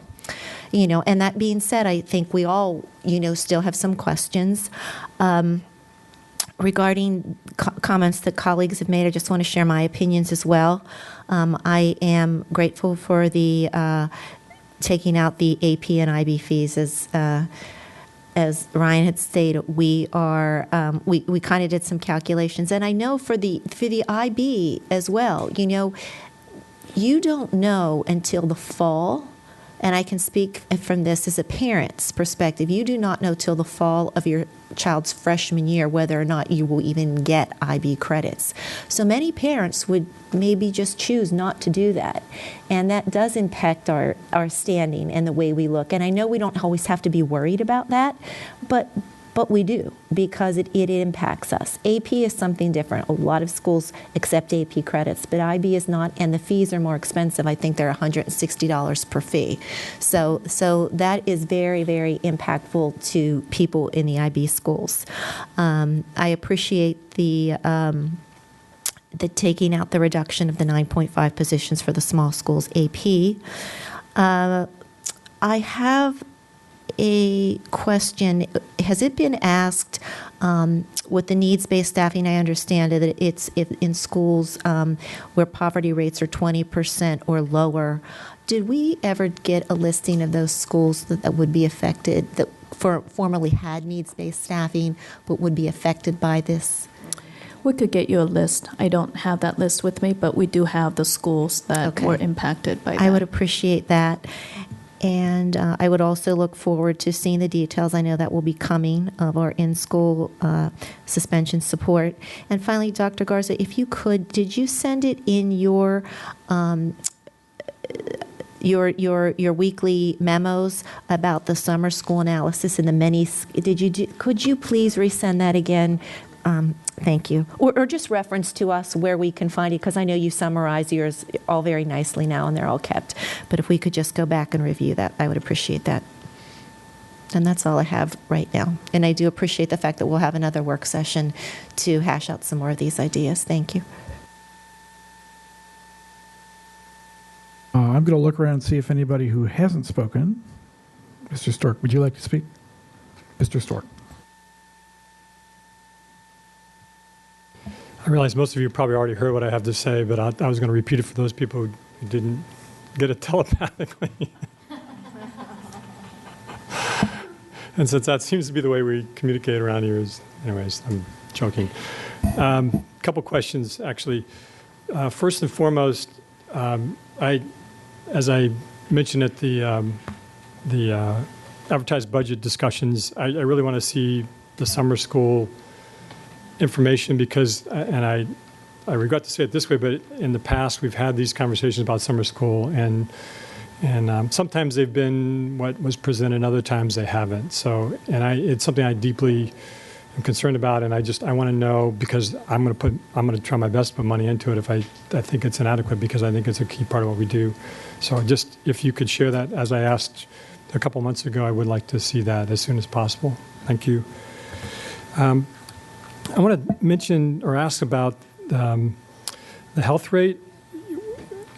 I'm at least been in the insurance business a long time, and I know how reserves work, and it's a great tool to have if you're in business, and obviously it's a great tool to have when you're a school board too, which is you can assess or you can predict what you think your loss ratios are going to be and your risks are going to be, and then if they're wrong, you've got more money saved aside, and that can be used in for next year. So it's a way of kind of saving some money in return.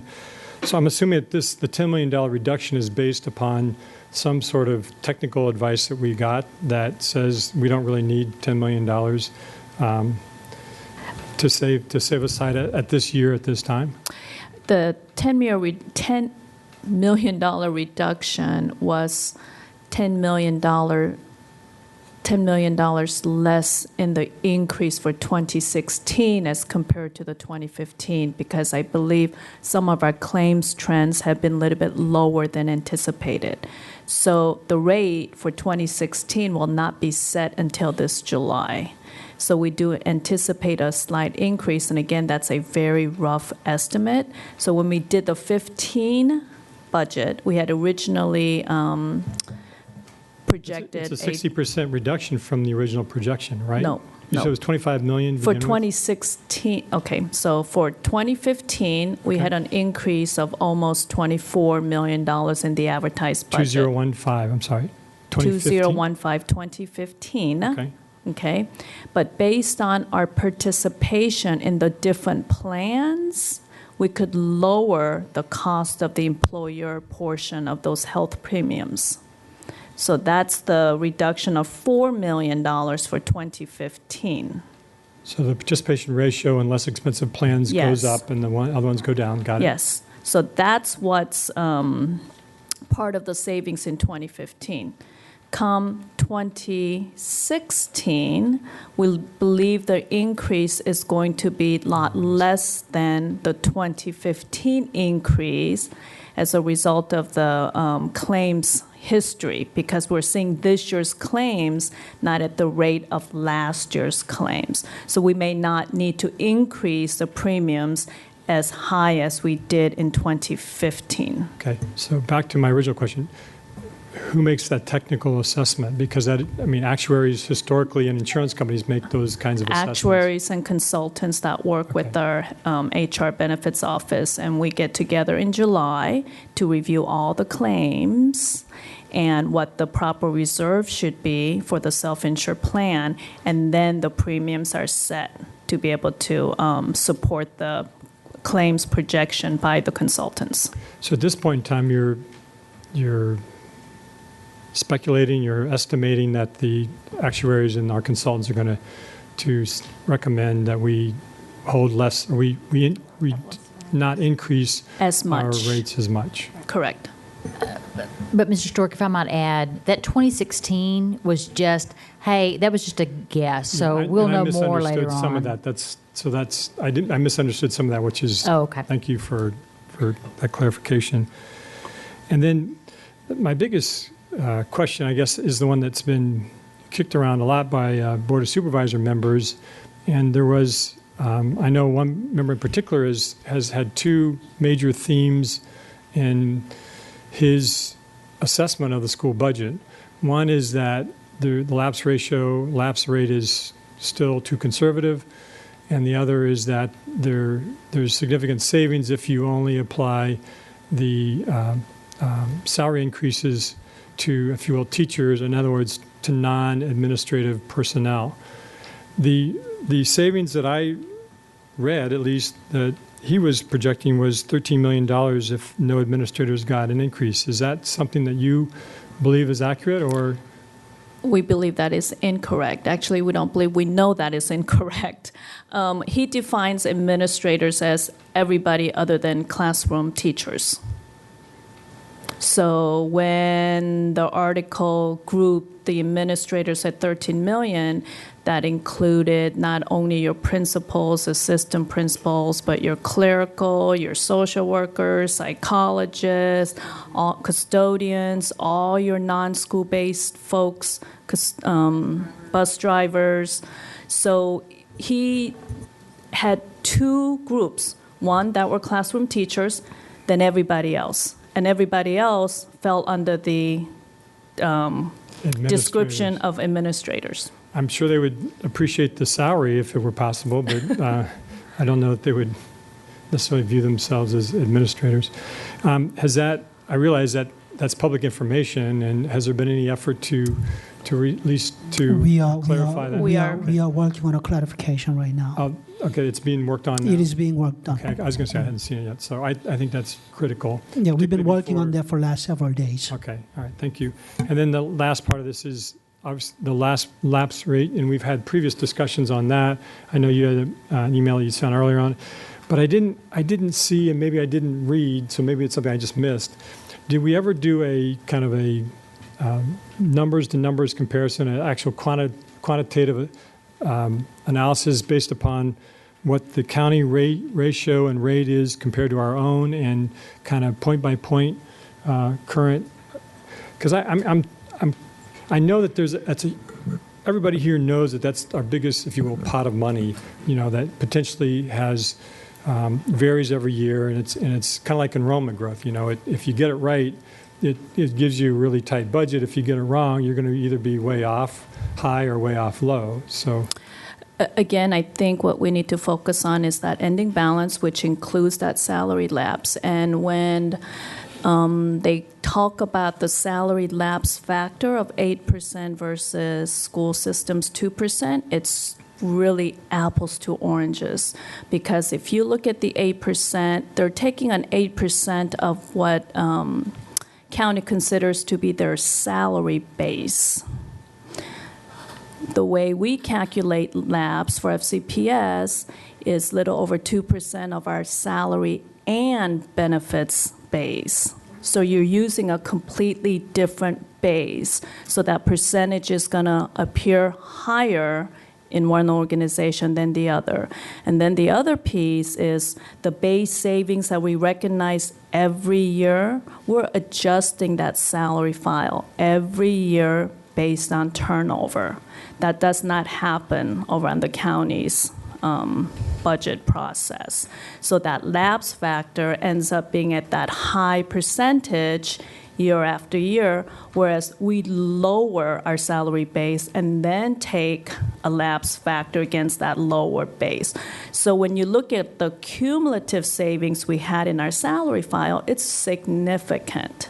So we also talk about, I think when you just talk about just the absolute number of $20 million, sure, that seems like a significant amount. But that amounts to one position per school that we're not budgeting correctly. So I understand it, but I'm going to say what my boss used to tell me about projections, and budgets, is they need to be as close to spot on as possible. And how they get spot on is, essentially learning curve, if you will, that learning routine where you project it each year and you plus or minus and you see what the variance was. I don't recall seeing that for FCPS, and that's something that I think I would like to see. How do we, on an annual basis, the projections that we do and the variance over or under each year based upon that projection for salary lapse. I don't recall seeing that kind of calculation on the last 4 or 5 year basis. It is narrated in the year-end agenda to say what the savings are from the compensation base, because that lapse number, it's what you end the year with. It's truly your lapse in those accounts, either based on turnover or based on vacancies. You can separate, there's really 3 parts to that, right? Because the hiring process right at the beginning of the school year, vacancy rates, and then turnover within the school, you have really 3 major components to the lapse. Or maybe there's more than 3, but the 3 that I just think of right now. There are, and at the end of the year, it all rolls into that ending balance. So in the year-end agenda, we narrate that the difference between the budget versus the actual, which is your lapse, and that's narrated each year in the year-end budget agenda. But we could share that with you again. And the other piece, I think I mentioned earlier about some of the adjustments we did make, because what you just said, based on our experience and based on what we've learned, we realize that. I think that's great. Yeah, I'm pleased to hear you say that. Mm-hmm. Yeah, and I'm trying to. More than I have in the past, I want to drill down more to understand our predictive success over the last few years, and understanding, is that improving? Is it widening? To me, there's obviously value in having that spot on, and because it allows us to make other decisions, like whether or not we should put $500,000 more or $1 million more in summer school or something like that that somebody like me would value and others might share. So I would like to get some additional information about that. I can be more explicit if you want offline. So thank you. Thank you very much. Okay, at this point, it's almost 9:45, and I have at least 3 go-backs. Ms. Schultz, then Mrs. Reed, and then Ms. McLaughlin. So Ms. Schultz. Mine's very short. Earlier, you were speaking about high school, and I'm really having to go back because it was one of the first things you said about high school sizes, class sizes, or we were talking about something along the line of class sizes. Are we able to absorb some of the class size increases in high school classes that are more like non-tech or non-lab, that are more lecture? Because one of the things I'm hearing from high school students is they're already being told they can't register for a class and that they're getting their course selections back because they've reached, 32 or whatever in the class. And they say, well, there aren't enough to have another class, but we don't want 33 in the class.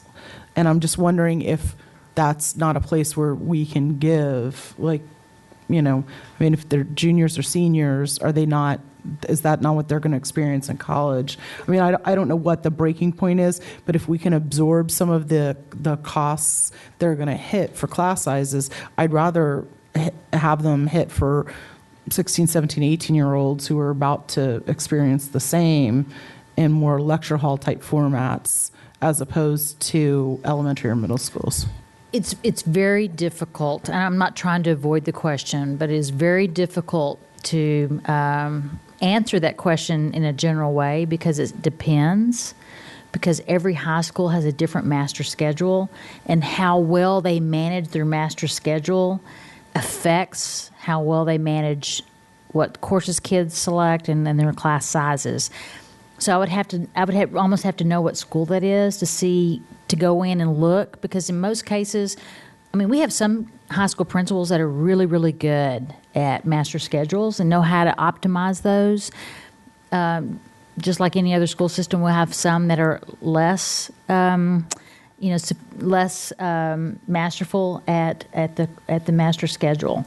So they've always had to look at, do we have enough students to really make a section? That's always been part of the process. And if they don't have enough students signed up for those courses, they'll say you have to go to your next one. So right, and it's not really the ones that are low enrollment, it's the ones that they say, oh, well, we've reached whatever it is max enrollment, and we're not gonna, I'd rather absorb some of the costs at that end. So I'll follow up with you offline. See kind of case by case, so let Okay. me know.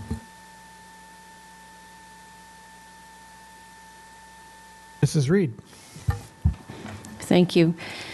I wanted to follow up and ask a few questions about attachment 4, the planning for 2016. And I was the one actually who suggested this because I felt that it was important to look ahead a little bit so that we can make some of our decisions in context, even if some of the numbers are speculation at this point.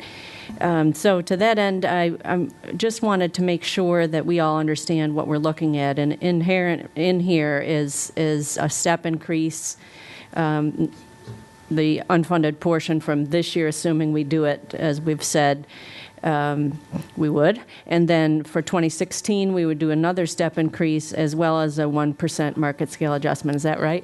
Correct. Okay. Just wanted to make sure. That is here, but again, just wanted everybody to understand that in fact is the assumption going forward. The issue of a structural deficit, now I don't really see that language here per se, but I see the projected gap, 39.5. What happened to the structural deficit that we've been wrestling with? So the structural deficit, going into 2015 is 48.5 million. So what you see here is we had show that the beginning balance shortfall is 20 million, right? So 48 minus 20 gives you 28 million, and that would be the structural deficit going into 2017. So each year we're trying to eliminate the structural deficit, but that's also a result of not having enough money at the end of the year to make up for the one-time funding that we have been using to balance our budgets. Okay, I think that's important to understand. And then last, I think we've alluded to it a little bit here, but the end of year balance, beginning of year balance, at the end of the year, we usually do a review, and it seems like that's when you say, we've accrued these savings, as you've just been talking about. Yes, so we're anticipating at the end of this year that we would have $30 million going into 2016.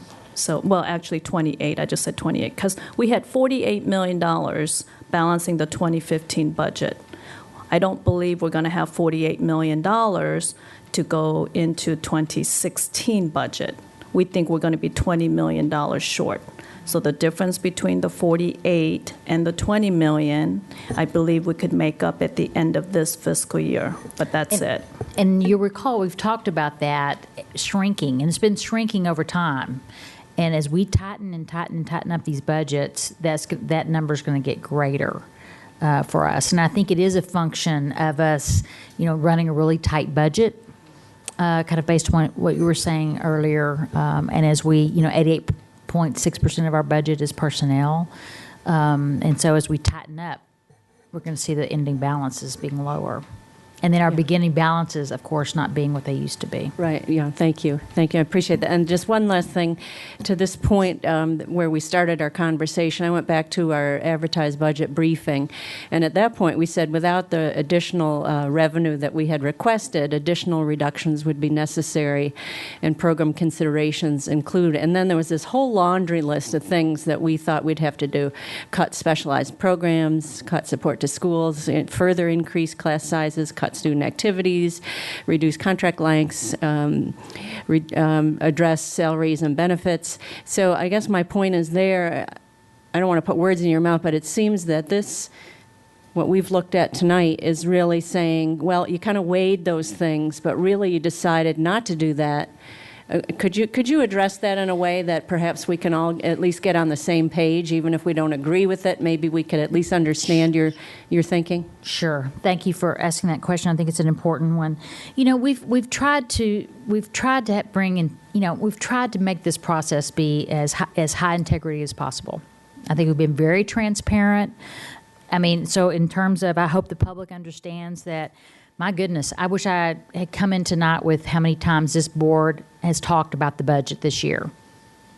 So if anyone says that we've discouraged input, oh my goodness, I would vehemently disagree because we have met time and time and time and time again on the budget, and it's been good. I think that the conversations have shaped where we are today.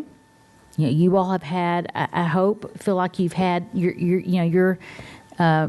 influenced this process. I think our community has felt like they've had a say in where we are. Now, I know that we have programmatic changes that we have to make moving forward. But we've said that that's our responsibility to make those decisions. And I believe we've said publicly time and time again that when we change the face of our school system, I could make those changes.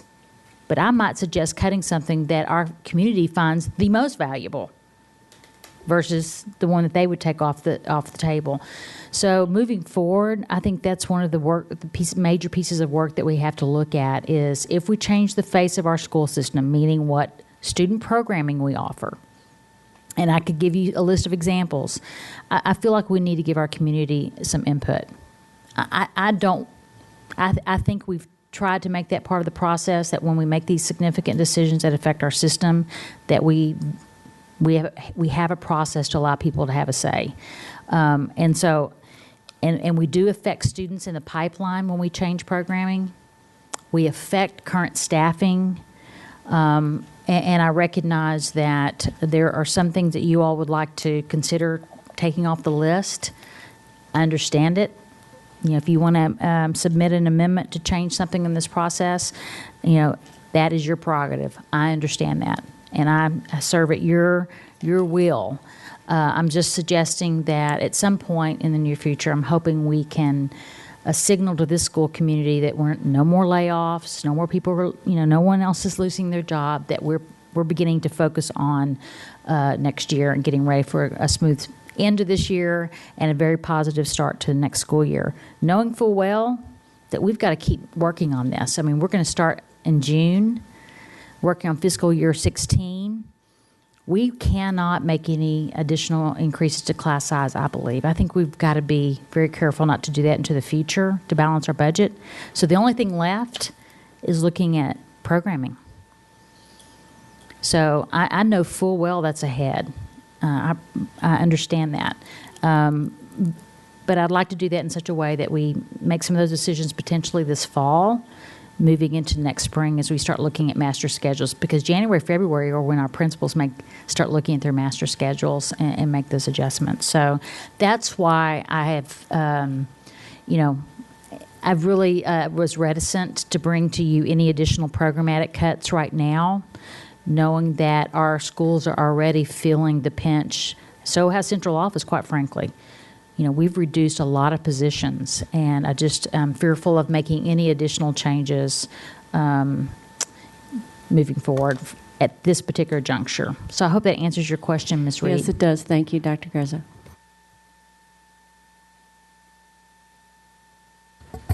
Okay, I've got Ms. McLaughlin next, and then Ms. Hines. Ms. McLaughlin.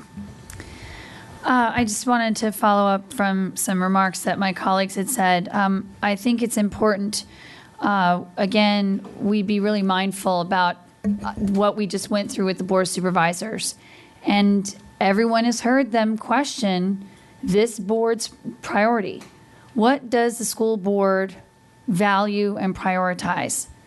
They share our consternation that we have over 800 students on a pre-K wait list.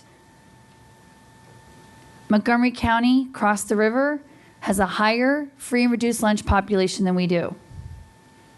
They don't pay for their AP tests.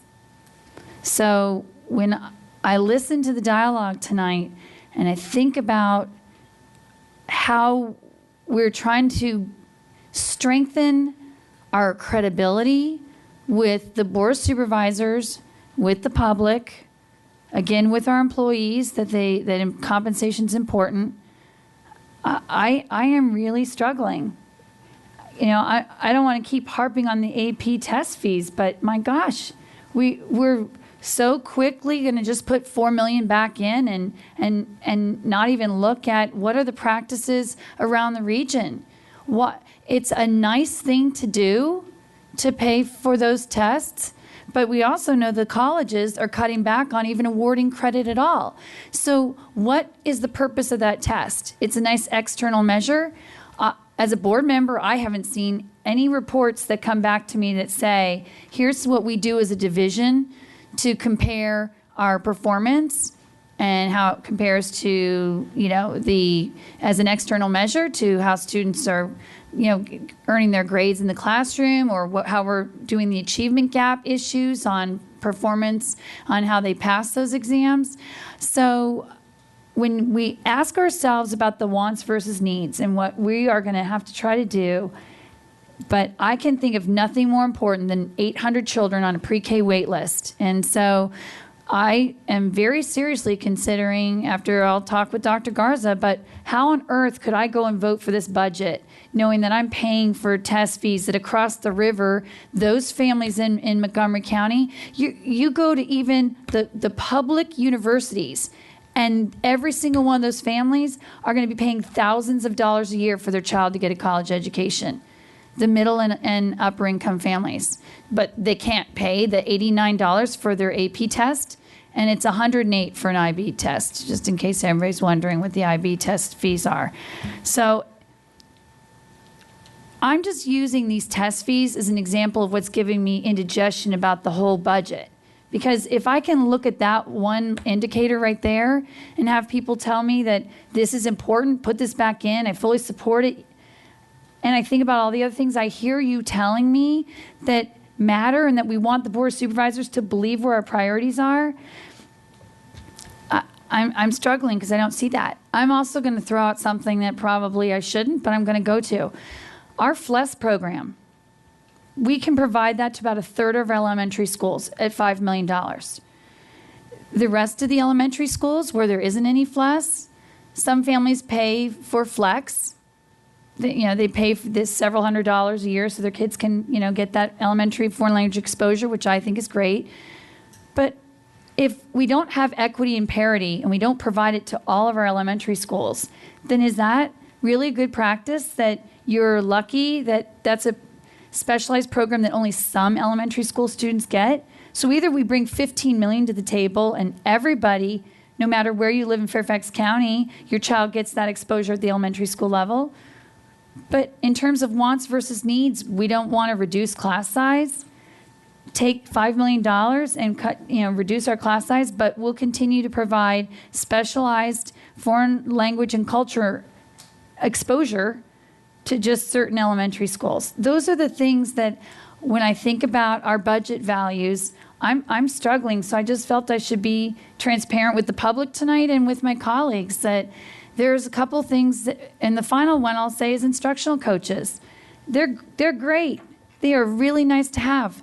But again, go back to our teachers and say, how do you feel about the extra students in your classrooms? I mean, there's just things in this budget that I'm really not sure I understand.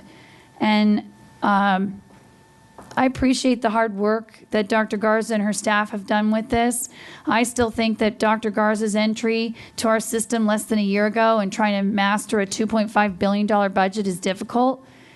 But I don't know if maybe it's just I don't see some of the things that my colleagues do. And I agree with you, Dr. Garza. You do serve at the pleasure of the full board. And when we come with our amendments, we'll see which ones we help give you some direction on.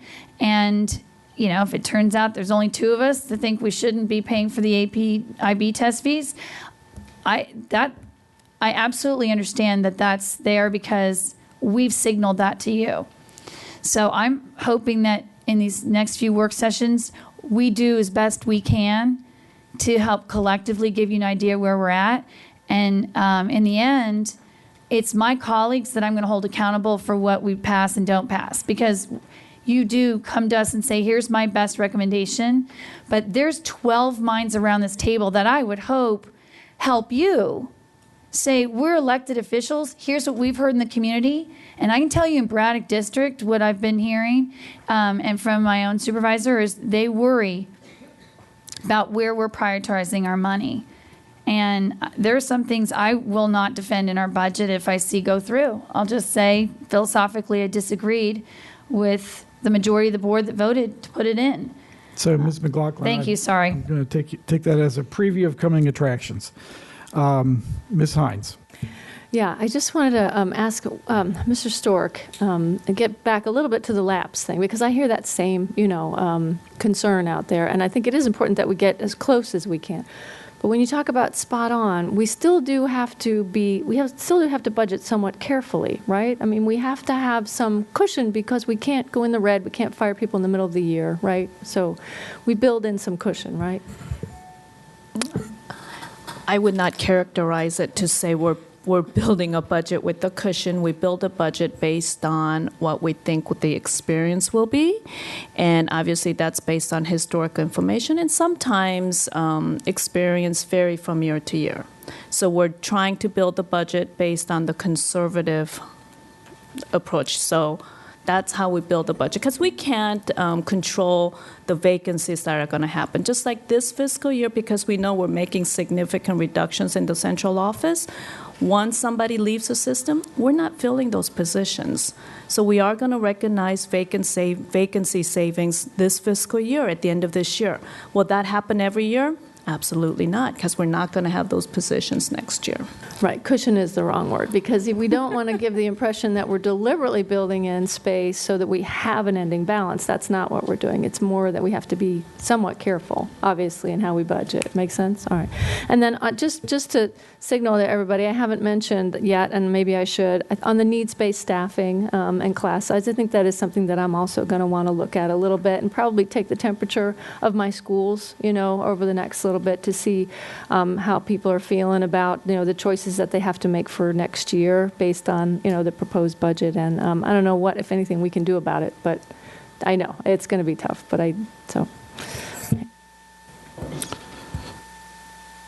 Mr. Stork. I'm not arguing for not having a reserve, for sure. I think the best budgets are those that are as you predicted. And if we predict the salary lapse correctly, then that's a value that we then can carry forward and use, if you will, each year as we improve upon that. But there has to be a reserve. When you have a budget of any size, you have to have a reserve. And so you build that in and you recognize what that is, the carryover amount, whatever you want to call it, which is historically part of what we've done. So that's absolutely part of the equation. I want to see us be precise in how we budget, and calling this the lapse what it really is and not just a potential reserve for next year, to me is important. That's all.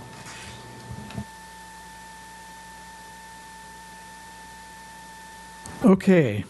I'm going to conclude by reviewing the schedule, but before I do, I am going to make one final comment. And it actually does concern the issue of priorities and how the community sees their local governing officials. And I'm going to paraphrase Supervisor Cook, who I thought expressed it spot on. He pointed out that without raising taxes, the county had available almost $150 million, of which in the end they wound up allocating about 1/3, to which they added a tax increase. So the county made the decision, or will formalize tomorrow, that the school system will receive a 3% increase, but the county will receive a 5% increase. And as Supervisor Cook said in his message, that's in contradiction to their professed values. So I think the community has got an understanding here of where our boards are in terms of how we're reflecting our own priorities. So, having said that, I just want to do one final thing. If my computer comes up, Mrs. Reed, maybe you can help us. I think you'll get to the.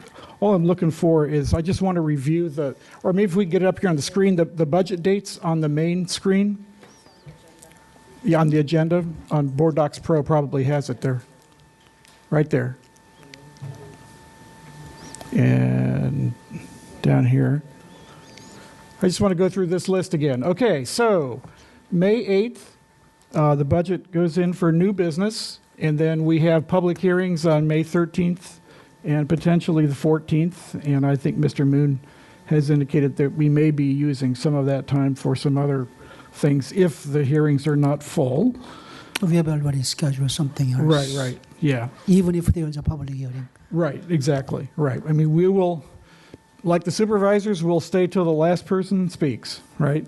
And then May 15th is our next work session. So we've all got some ideas germinating today, so please bring your ideas for discussion. One second. Bring your ideas for discussion about amendments to the May 15th meeting. That is a Thursday, right? Yes. And then we need your budget amendments the following day by the close of business. We're going to try to close of business. We'd like to be able to publish them. The 16th? Right. The 16th. Like to have your amendments in for publishing to the website on Monday morning, all right? If you have to make some last-minute change over the weekend, there will be opportunity for that, but we want to get those things in so they can be shown to the public on the following Monday. And then, of course, we will be voting on the 22nd. So, there we go.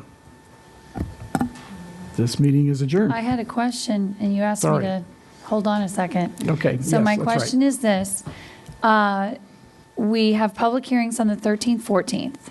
We then have a work session on the 15th to discuss what I would hope be the input and what we think we heard from the public. And then we're going to show the public we respected their input, as well as do good work by turning around and presenting budget amendments in less than 24 hours?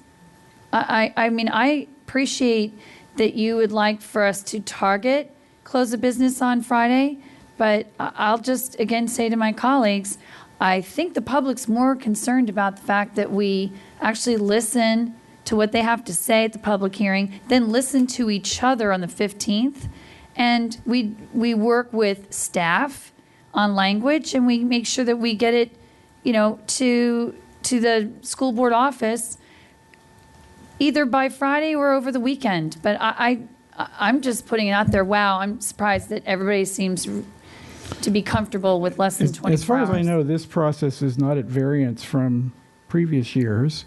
And perhaps that's something that we may want to consider, is maybe you want to have a different schedule next year. What I will say is, let's see, today is the 28th, so we've got 2 plus 15, 16. So we've got 18 days, all right, from today to be working on amendments, to be talking to your colleagues, floating ideas, seeing what's going to gather some support, talking to the community, and gathering But some ideas. ideally, we're at our work sessions talking to each other to know whether or not we should be putting up amendments. So it's not 18 days from today. Okay. Ms. Hines. Well, maybe not to belabor it, but I mean, I plan to have conversations between now and the 15th with other board members. I mean, I'm not going to wait till the 15th to talk about this with anybody. And I do worry about us getting amendments, especially on something so important, with just 48 hours or something for me to think about it. Maybe it's just me, but I have a hard time making a decision on something when I haven't seen it for a few days. So I'll be shooting for the 16th. Likewise, I do understand the county, there's never enough time to do all of this. But likewise, staff, it's really difficult for us too if we, get it at the last minute. So I know that's easier said than done. But in order for us to give you our best work and our best counsel on how we might accommodate some of the amendments, we would need them if at all. But I understand the constraints. It's difficult. And if I can just make a point of comparison, the county hasn't even voted yet. They did something last week, but in theory, their decision doesn't happen until tomorrow. So on this schedule, right, we would be making up if we acted like the county, we'd be making up our mind on the 15th, and it would be a rubber stamp on the 22nd. And we're not doing that. Okay, so we're taking the time. Obviously, our public engagement schedule is a little different than theirs, but I think just it doesn't hurt to remember that. So, Mr. Berkov, I also want to note one more thing, that once board members see the amendments, proposed amendments from other board members, there could be further reactions to those amendments. So there could be board members. That gives board members the time to think about what if we tweak this way, that way, could come up with the further amendments, the amendments proposed by other board members. So it is good to have amendments early to give other board members more time to think about them.